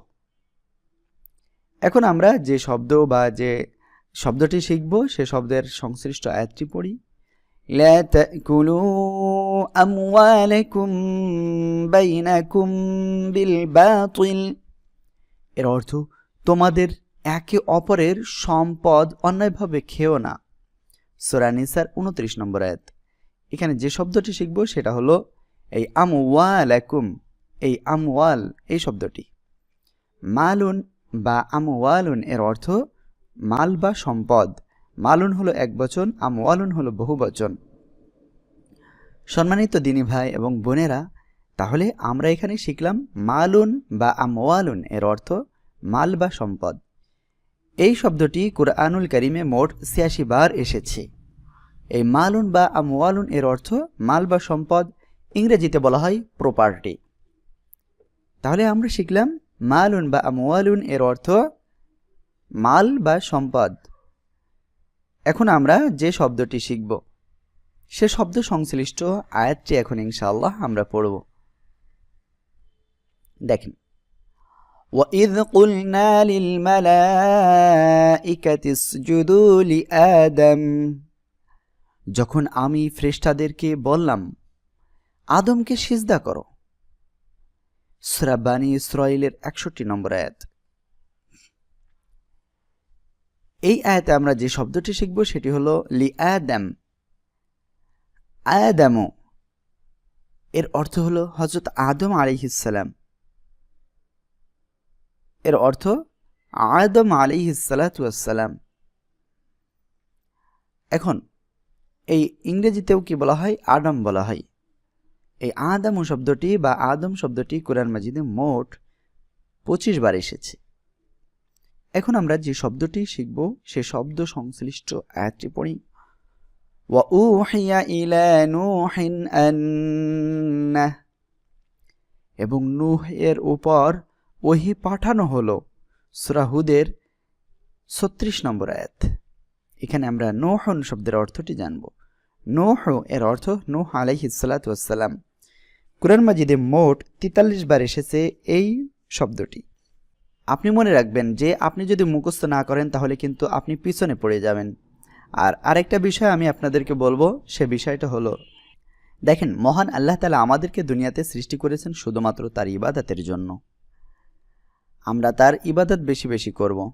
আর আমরা এই যে কোরআন মাজিদ এর অর্থ শেখার চেষ্টা করতেছি, এই যে আমাদের চেষ্টা, এই চেষ্টাটা আমরা যদি না করি কিংবা আমরা যদি অবহেলা করি তাহলে আমরা কোরআনের অর্থ কিন্তু জানতে পারবো না, কোরআনটা শিখতে পারবো না সুন্দরভাবে। যদি আমরা কোরআনটা না শিখতে পারি সুন্দরভাবে তাহলে কি হবে? ওই যে আল্লাহ তাআলা যেটা বলছেন, ওয়ামান আ'রাদা আন যিকরি ফাইন্না লাহু মাঈশাতান যানকা ওয়া নাহশুরুহু ইয়াওমাল কিয়ামাতি আ'মা। অর্থাৎ আমাদেরকে কিয়ামতের দিন কি হতে হবে? বধির হতে হবে। অন্ধ হয়ে উঠতে হবে। তারপরে আমাদের জন্য শাস্তি রয়েছে। এই কোরআন আমাদের জন্য অভিশাপ দিবে। কোরআন আমাদেরকে আল্লাহর বিরুদ্ধে ডাইরেক্ট বলবে, মানে আল্লাহর কাছে আমাদের বিরুদ্ধে ডাইরেক্ট বলবে, হে আল্লাহ, এই হলো সেই সব লোক যারা আমাকে সুন্দরভাবে তেলাওয়াত করেনি, আমাকে তারা মেনে চলেনি, আমাকে তারা পড়েনি। সম্মানিত দিনী ভাই এবং বোনেরা, তাই আসুন আমরা সবাই কোরআন শুদ্ধভাবে পড়ি, সহি করে পড়ি আর অর্থসহ বোঝার চেষ্টা করি। আমি আশা করব আপনারা সবাই ইনশাআল্লাহ এই শব্দগুলি মুখস্থ করবেন। ওয়াইলা আদিন আখাহুম হুদা, আর আদ জাতির প্রতি তাদেরই ভাই হুদকে পাঠিয়েছিলাম। সূরা হুদের 50 নম্বর আয়াত। এই আয়াতে আমরা যেটি শিখব সেটি হলো এই হুদান, এই শব্দটি হুদু বা হুদান, এটা হলো হযরত হুদ আলাইহিস সালামকে বোঝানো হচ্ছে। আর কোরআন মাজিদে টোটাল 7 বার এসেছে এই শব্দটি। এখন আমরা যে শব্দটি শিখব তার সংশ্লিষ্ট আয়াতটি পড়ি।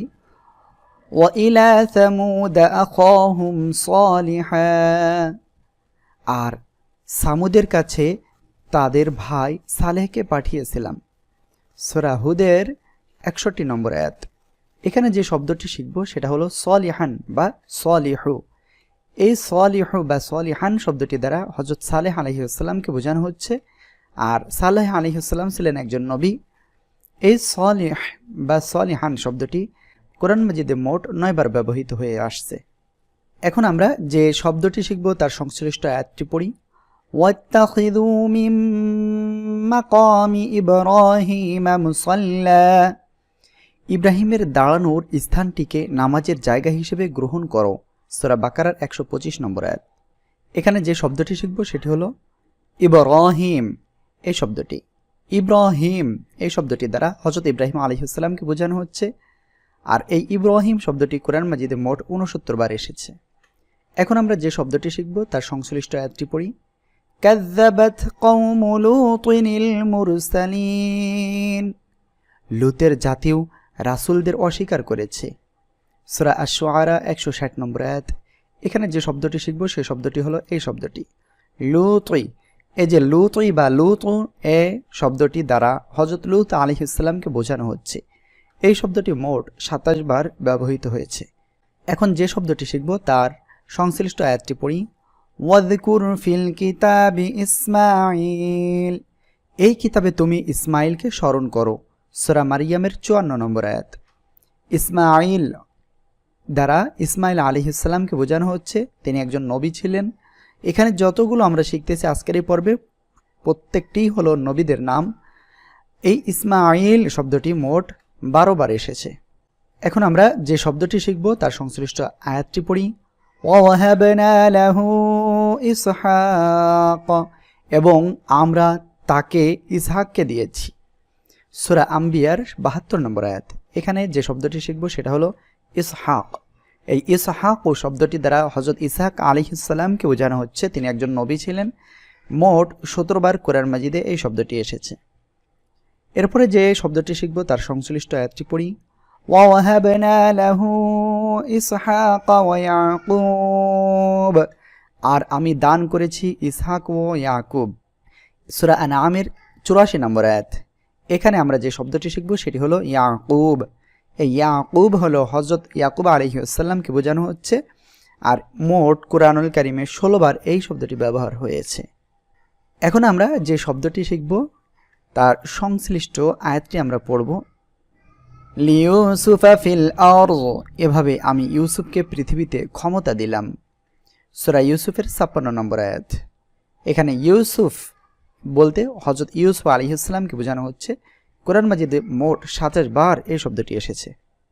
এখন আমরা যে শব্দটি শিখব সে শব্দ সংশ্লিষ্ট আয়াতটি পড়ি। ক্বালু ইয়া শুআইবু, তারা বলল হে শুআইব। এখানে আমরা যে শব্দটি শিখব সেটি হলো শুআইব। এই শুআইব দ্বারা হযরত শুআইব আলাইহিস সালামকে বোঝানো হচ্ছে। কোরআন মাজিদে মোট 11 বার এই শব্দটি ব্যবহার হয়েছে। এখন আমরা যে শব্দটি শিখব সেই শব্দ সংশ্লিষ্ট আয়াতটি পড়ি। সবাই একটু মনোযোগ সহকারে ইনশাআল্লাহ এই ক্লাসগুলো দেখবেন এবং মুখস্থ করবেন এগুলো। যদিও নবী করিম সাল্লাল্লাহু আলাইহি সাল্লাম সহ যত নবীদের নাম আজকের এই ক্লাসে আমরা শিখছি, যদিও আমাদের নবী মুহাম্মদ রাসূলুল্লাহ সাল্লাল্লাহু আলাইহি সাল্লামের নাম আজকের আমাদের এই ক্লাসে নাই, কিন্তু যত নবীদের নাম এখানে আমরা আজকের ক্লাসে শিখছি সবগুলোই নবীদের নাম। এক কথায় যা শিখতেছে আজকে সব নবীদেরই নাম। তারপরে আপনারা তার সংশ্লিষ্ট যে আয়াত এবং তার অর্থ রয়েছে সেটা আপনারা অবশ্যই একটু মুখস্থ করবেন। আশা করি ইনশাল্লাহ অবশ্যই আপনারা মুখস্থ করবেন। এখন আমরা যে শব্দটি শিখব তার সংশ্লিষ্ট আয়াতটি পড়ি। ওয়ালাকাদ আতাইনা মূসাল কিতাব, নিশ্চয় আমরা মুসাকে কিতাব দিয়েছিলাম। সূরা ফুরকানের 35 নম্বর আয়াত। এখানে মুসা শব্দটি আমরা শিখব। আর এই মুসা শব্দটি হযরত মুসা আলাইহিস সালামকে নির্দেশ করছে। মোট 136 বার এই শব্দটি ব্যবহার হয়েছে। এরপরে যে শব্দটি শিখব তার সংশ্লিষ্ট আয়াতটি পড়ি। ওয়াকাফাইনা বিঈসা ইবনে মারইয়াম, এরপর আমরা মরিয়াম পুত্র ঈসাকে পাঠিয়েছি। এখানে ঈসা শব্দটি শিখব। আর এই ঈসা দ্বারা হযরত ঈসা আলাইহিস সালামকে বোঝানো হচ্ছে। এই ঈসা শব্দটি কোরআন মাজিদে মোট 25 বার এসেছে। আমরা যে শব্দটি শিখব সেটি হলো এই ফিআইলুন। ফিআইলুন এর অর্থ কি? করা। ইংরেজিতে বলা হয় পারফর্ম। ফিআইলুন এর অর্থ করা। এখন খেয়াল করবেন একটা বিষয়, যে এই ফিআইলুন এটা কি? ক্রিয়ামূল, যেটা আরবিতে বলা হয় মাসদার। ফিআইলুন এর অর্থ কি? ক্রিয়া। এখন এই ফিআইলুন থেকে আপনার অতীতকাল, তারপরে বর্তমানকাল, ভবিষ্যৎকাল, আদেশসূচক শব্দ, তারপরে হলো যে কর্তা থাকে সেটাও তৈরি করা যায়। অর্থাৎ মাসদার অর্থাৎ ক্রিয়ামূল থেকে আমরা টোটাল কমপক্ষে 4টি শব্দ আমরা তৈরি করতে পারবো। সেটা হলো অতীতকালীন শব্দ, বর্তমানকালীন ও ভবিষ্যৎকালীন, তারপরে হলো আদেশ, তারপরে হলো কি? তারপরে হলো কর্তা, যেটাকে ফাইল বলা হয়। ওকে, প্রথমে আমরা এই ফাইলুন শব্দটির অতীতকালটি আমরা শিখব ইনশাআল্লাহ। সবাই একটু মনোযোগ সহকারে ইনশাআল্লাহ পড়বেন। ফাআলা, ফাআলা এর অর্থ সে করেছে। এটি হলো অতীতকালীন শব্দ। ফাআলা এর অর্থ সে করেছে। মনে করেন আপনি কোনো একটা কাজ বিগত দিনে করেছেন, সেটাই হলো কি? অতীতকালীন। আর সেটা আরবিতে বলা হয় ফাআলা, এর অর্থ কি? সে করেছে। তারপরে এর বর্তমান বা ভবিষ্যৎকালীন যে শব্দটা রয়েছে সেটা হবে ইয়াফআলু। ইয়াফআলু এর অর্থ কি? সে করবে বা করেছে, করছে, করছে বা করবে। ঠিক আছে? ইয়াফআলু সে কি? করবে। এটা হলো কি? ভবিষ্যৎকালীন এখানে অর্থ, এবং করছে যদি হয় তাহলে কি হবে? বর্তমানকালীন। তারপরে ইফআল এর অর্থ কি? তুমি করো। অর্থাৎ কোনো কাজ কাউকে যদি আদেশ করা হয় যে তুমি এই কাজটি করো, সেটা না বলে কি বলা যেতে পারে? ইফআল, তুমি করো। এটা হলো আদেশসূচক বাক্য। এরপরে ফাইলুন এর অর্থ কি? যার দ্বারা কৃত। অর্থাৎ যে কাজটি করেছে তাকে কি বলা হয়? ফাইল বলা হয়। ফাইল বা ফাইলুন, ফাইলুন এর অর্থ কি? যার দ্বারা কৃত বা কর্তা। এখন আমরা তার পরবর্তী শব্দটি শিখব ইনশাআল্লাহ। দেখেন, মাসদার হবে বা ক্রিয়ামূল হবে ফাতহুন। ফাতহুন এর অর্থ কি? খোলা। ইংরেজিতে বলা হয় ওপেন। ফাতহুন এর অর্থ খোলা, ইংরেজিতে ওপেন। এটার এখন আমরা যদি অতীতকালীন ক্রিয়ায় যাই তাহলে হবে ফাতাহা। ফাতাহা এর অর্থ কি? সে খুলেছে। অর্থাৎ এটা হতে পারে এমন যে কোনো অ্যাকাউন্ট খোলা, কিংবা কোনো বই খোলা, কিংবা দেখা যাচ্ছে দরজা খোলা, এগুলো হতে পারে। তাহলে ফাতাহা তাহলে কি? সে খুলেছে। ইয়াফতাহু সে খুলবে। ইয়াফতাহু সে খুলবে। ইফতাহ তুমি খোলো, তুমি খোলো। ইফতাহ তুমি খোলো বা তুমি ওপেন করো। ফাতিহুন যিনি খুলেছেন। ফাতিহুন এর অর্থ যিনি খুলেছেন। শিখব সেই শব্দের মূল শব্দ হলো জাআইলুন, এর অর্থ কি? স্থাপন করা। জাআইলুন এর অর্থ স্থাপন করা। ইংরেজিতে বলা হয় এস্টাবলিশ। এই জাআইলুন এর অর্থ স্থাপন করা। এর অতীতকালীন শব্দ হবে জাআলা। জাআলা সে স্থাপন করেছে। ভবিষ্যৎকালীন শব্দ হবে ইয়াজআলু, বা বর্তমানকালীন শব্দও হবে ইয়াজআলু, সে স্থাপন করবে। ইজআল এর অর্থ স্থাপন করো। ইজআল এর অর্থ স্থাপন করো। জাআইলুন এর অর্থ স্থাপনকারী। জাআইলুন এর অর্থ স্থাপনকারী। সম্মানিত দিনী ভাই বোন, আজকে আমরা যে 15টি শব্দ শিখলাম, এখন আমরা একবারে এই 15টি শব্দ শিখব ইনশাআল্লাহ। ফিআইলুন এর অর্থ করা, ফিআইলুন এর অর্থ করা বা পারফর্ম। ফিআইলুন এর অর্থ করা। ফাইলুন এর অর্থ যার দ্বারা কৃত, অর্থাৎ যে কাজ করে তাকে বলা হয় ফাইল। এরপরে ইফআল এর অর্থ কি? তুমি করো। ইফআল এর অর্থ তুমি করো। ইয়াফআলু এর অর্থ সে করবে। ইয়াফআলু এর অর্থ সে করবে। ফাআলা সে করেছে। ফাআলা সে করেছে। এখন আমরা যদি এখানে উল্টা পাশ দিয়ে যাই, অর্থাৎ এই পাশ দিয়ে এদিকে যাই, তাহলে হবে ফাআলা ইয়াফআলু ইফআল ফাইলুন ফিআলুন। ওকে, তাহলে ফাআলা এর অর্থ কি? সে করেছে। ইয়াফআলু এর অর্থ সে করবে। ইফআল এর অর্থ তুমি করো। ফাইলুন এর অর্থ যার দ্বারা কৃত। আর ফিআইলুন এটা হলো মাজদার বা শব্দমূল, এর অর্থ করা। এরপরে আমরা যে শব্দটি শিখব সেই শব্দটি কি? ফাতহুন এর অর্থ খোলা বা ওপেন। এই ফাতহুন এর অর্থ খোলা। ফাতিহুন এর অর্থ যিনি খুলেছেন। ফাতিহুন যিনি খুলেছেন। ইফতাহ তুমি খুলো। ইফতাহ তুমি খুলো। ইয়াফতাহু সে খুলবে। ইয়াফতাহু সে খুলবে। ফাতাহা সে খুলেছে। ফাতাহা সে খুলেছে। জাইলুন এর অর্থ স্থাপন করা। এখন এর আগে আমরা যেগুলো পড়েছি, এই লাইনটা পড়েছি, এখন এই লাইনে আমরা যদি এখন এই পাশ দিয়ে এদিকে যাই, তাহলে হবে ফাতাহা এর অর্থ সে খুলেছে। ইয়াফতাহু সে খুলবে। ইফতাহ এর অর্থ তুমি খুলো। ফাতিহুন যিনি খুলেছেন। ফাতহুন খোলা। এখন আমরা এরপরে যে শব্দটি শিখব সেই শব্দটি হলো এটি। জাআলুন এর অর্থ স্থাপন করা। জাআলুন এর অর্থ স্থাপন করা। জাআইলুন এর অর্থ স্থাপনকারী। জাআইলুন এর অর্থ স্থাপনকারী। ইজআল এর অর্থ স্থাপন করো। ইজআল এর অর্থ স্থাপন করো। ইয়াজআলু এর অর্থ সে স্থাপন করবে। জাআলা এর অর্থ সে স্থাপন করেছে। এখন আমরা ঠিক এই পাশ দিয়ে এদিকে যাব। জাআলা এর অর্থ সে স্থাপন করেছে। ইয়াজআলু সে স্থাপন করবে। ইজআল স্থাপন করো। জাআইলুন স্থাপনকারী। জাআইলুন স্থাপন করা বা ইস্টাবলিশ। নাসরুন, নাসরুন এর অর্থ সাহায্য করা। নাসরুন এর অর্থ সাহায্য করা। আমি প্রত্যেকটা শব্দ বলবো, তার অর্থ বলবো, আর আপনারা এটা মুখস্থ করবেন। ইংরেজিতে বলা হয় হেল্প। নাসরুন এর অর্থ সাহায্য করা, আর এই শব্দটি হলো মাজদার বা মূল। এখন এর অতীতকালীন শব্দ হবে নাসরা। নাসরা এর অর্থ সে সাহায্য করেছে।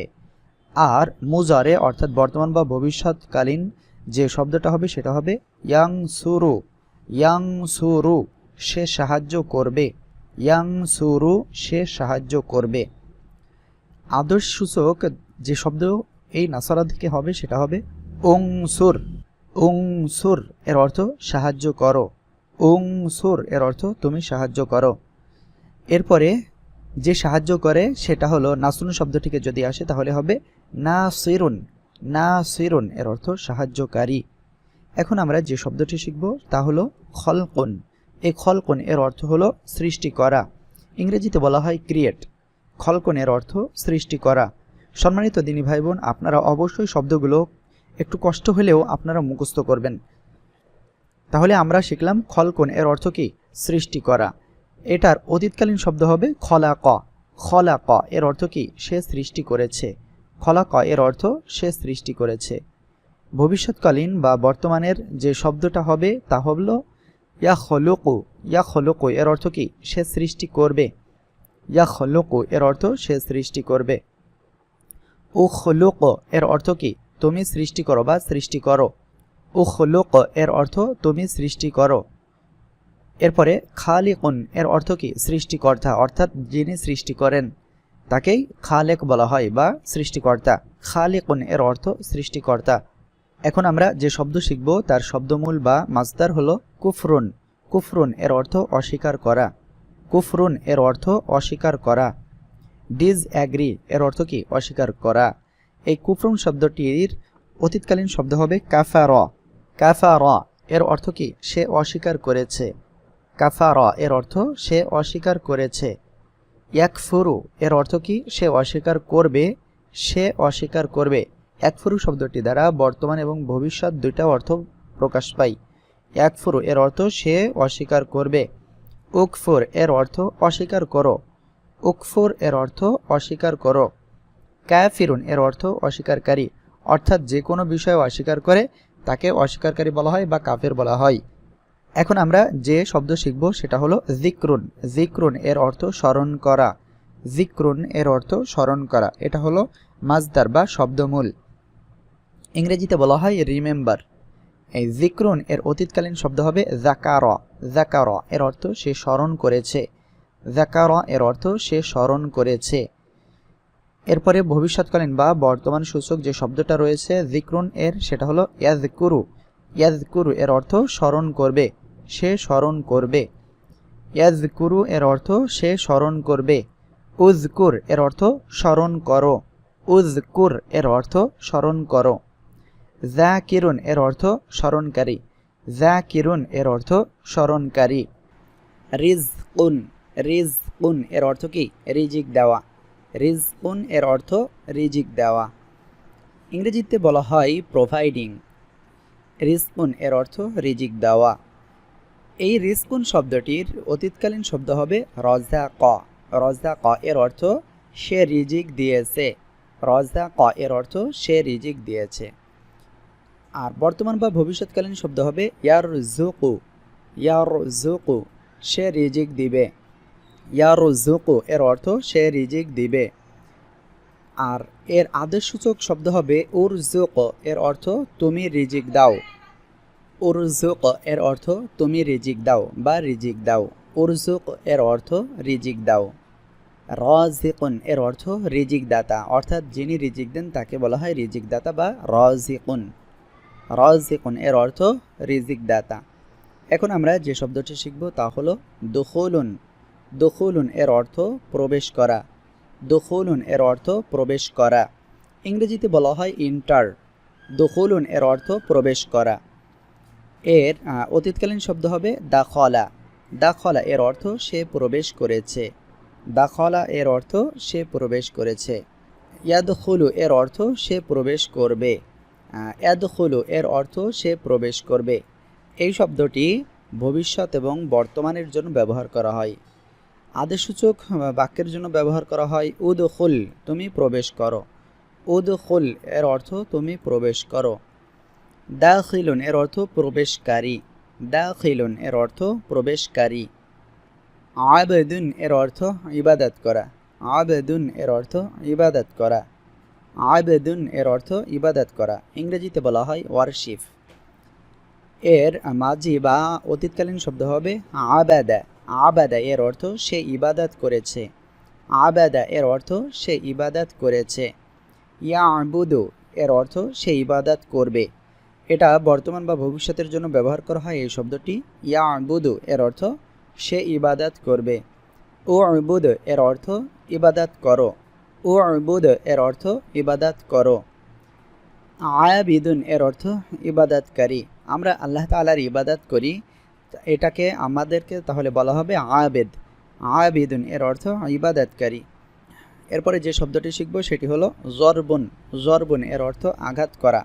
জরবুন এর অর্থ আঘাত করা। ইংরেজিতে বলা হয় বাইট। জরিবুন এর অর্থ কি? আঘাতকারী। এই জরবুন এর অর্থ আঘাত করা। আর অতীতকালীন শব্দ হবে জরাবা, এর অর্থ সে আঘাত করেছে। জরাবা এর অর্থ সে আঘাত করেছে। ইয়াজরিবু সে আঘাত করবে। এই শব্দটি বর্তমান এবং ভবিষ্যৎ উভয়ের জন্য ব্যবহার করা হয়। ইয়াজরিবু সে আঘাত করবে। ইজরিব তুমি আঘাত করো। ইজরিব তুমি আঘাত করো। ইজরিব তুমি আঘাত করো। জরিবুন এর অর্থ আঘাতকারী। জরিবুন এর অর্থ আঘাতকারী। মাগফিরাতুন। মাগফিরাতুন এর অর্থ ক্ষমা করা। মাগফিরাতুন এর অর্থ ক্ষমা করা। ইংরেজিতে বলা হয় ফরগিভ। সম্মানিত দিনী ভাই বোন, এই মাগফিরাতুন এর অতীতকালীন শব্দ হবে গফারা। গফারা এর অর্থ সে ক্ষমা করেছে। গফারা এর অর্থ সে ক্ষমা করেছে। ইয়াগ ফিরু সে ক্ষমা করবে, ইয়াগ ফিরু এর অর্থ সে ক্ষমা করবে। আর এই ইয়াগ ফিরু শব্দটি বর্তমান এবং ভবিষ্যৎকালের জন্য ব্যবহার হয়। ইয়াগ ফিরু এর অর্থ সে ক্ষমা করবে। ইগফির এর অর্থ তুমি ক্ষমা করো। ইগফির এই শব্দটি আদেশসূচক শব্দ, আর এর অর্থ কি ক্ষমা করো। গফির এর অর্থ ক্ষমাশীল, যিনি ক্ষমা করেন তাকে গফিরুন বলা হয় বা গফির বলা হয়। গফিরুন এর অর্থ ক্ষমাশীল। এখন আমরা যে শব্দটি শিখব সে শব্দটি হলো সবরুন। এই সবরুন এর অর্থ হলো সবর করা বা ধৈর্য ধারণ করা। সবর করা বা ধৈর্য ধারণ করা, ইংরেজিতে বলা হয় এন্ডিওর। সবরুন এর অর্থ সবর করা বা ধৈর্য ধারণ করা। এর অতীতকালীন শব্দ হবে সবার। সবার এর অর্থ হলো সে সবর করেছে। ভবিষ্যৎকালীন শব্দ হবে ইয়াসবিরু এর অর্থ সে সবর করছে বা করবে। আদেশসূচক হবে ইসবির তুমি সবর করো বা তুমি ধৈর্য ধারণ করো। সবিরুন এর অর্থ ধৈর্য ধারণকারী বা সবরকারী। এখন আমরা যে শব্দটি শিখব সে শব্দটি হলো জুলমুন এর অর্থ জুলুম করা বা অত্যাচার করা, ইংরেজিতে বলা হয় টর্চার। জুলমুন এর অর্থ কি জুলুম করা বা অত্যাচার করা। এই জুলমুন এর অতীতকালীন শব্দ হবে জলামা এর অর্থ কি সে জুলুম করেছে বা সে অত্যাচার করেছে। এর বর্তমান বা ভবিষ্যৎকালীন শব্দ হবে ইয়াজলিমু এর অর্থ সে জুলুম করবে বা করছে। আবার আমরা এমনও বলতে পারি সে অত্যাচার করছে বা করবে। এর আদেশসূচক শব্দ হবে ইজলিম এর অর্থ তুমি জুলুম করো বা তুমি অত্যাচার করো। জলিমুন এর অর্থ জালিম বা অত্যাচারী। জলিমুন এর অর্থ জালিম বা অত্যাচারী। জলিমুন এর অর্থ জালিম বা অত্যাচারী। সামউন, সামউন এর অর্থ শ্রবণ করা। সামউন এর অর্থ শ্রবণ করা। সামউন এর অর্থ শ্রবণ করা।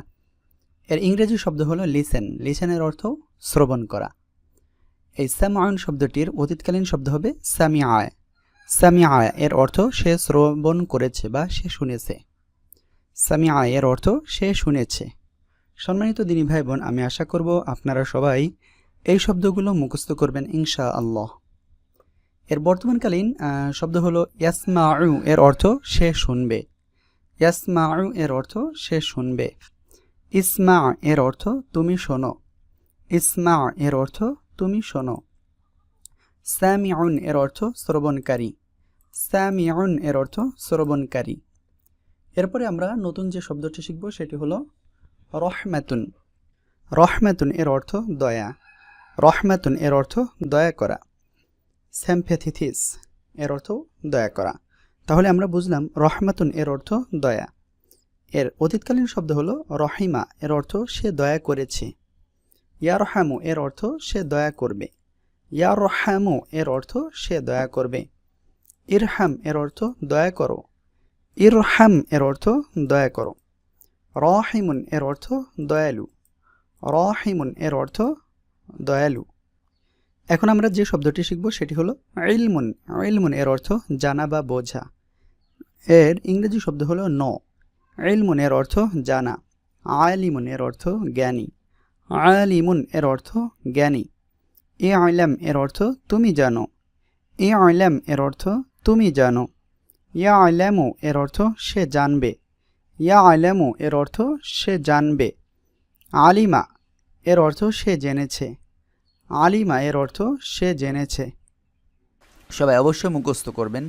আমালুন এর অর্থ আমল করা বা কাজ করা। আমালুন এর অর্থ আমল করা বা কাজ করা। এর অতীতকালীন শব্দ হবে আমিলা। আমিলা এর অর্থ কি সে আমল করেছে বা সে কাজ করেছে। আমিলা এর অর্থ সে আমল করেছে বা কাজ করেছে। ইয়ামালু এর অর্থ সে আমল করবে। এটা হলো ভবিষ্যৎকালীন শব্দ বা বর্তমানকালীন শব্দ। ইয়ামালু সে আমল করবে বা সে কাজ করবে। ইয়ামাল তুমি আমল করো বা তুমি কাজ করো। ইয়ামাল এর অর্থ কি তুমি আমল করো বা তুমি কাজ করো। আমিলুন এর অর্থ আমলকারী বা যে কাজ করে তাকে আমেল বলা হয় বা আমলকারী বলা হয়। এরপরে আমরা যে শব্দটি শিখব সেটি হলো কওলুন। কওলুন এর অর্থ হলো বলা, ইংরেজিতে বলা হয় স্পিক।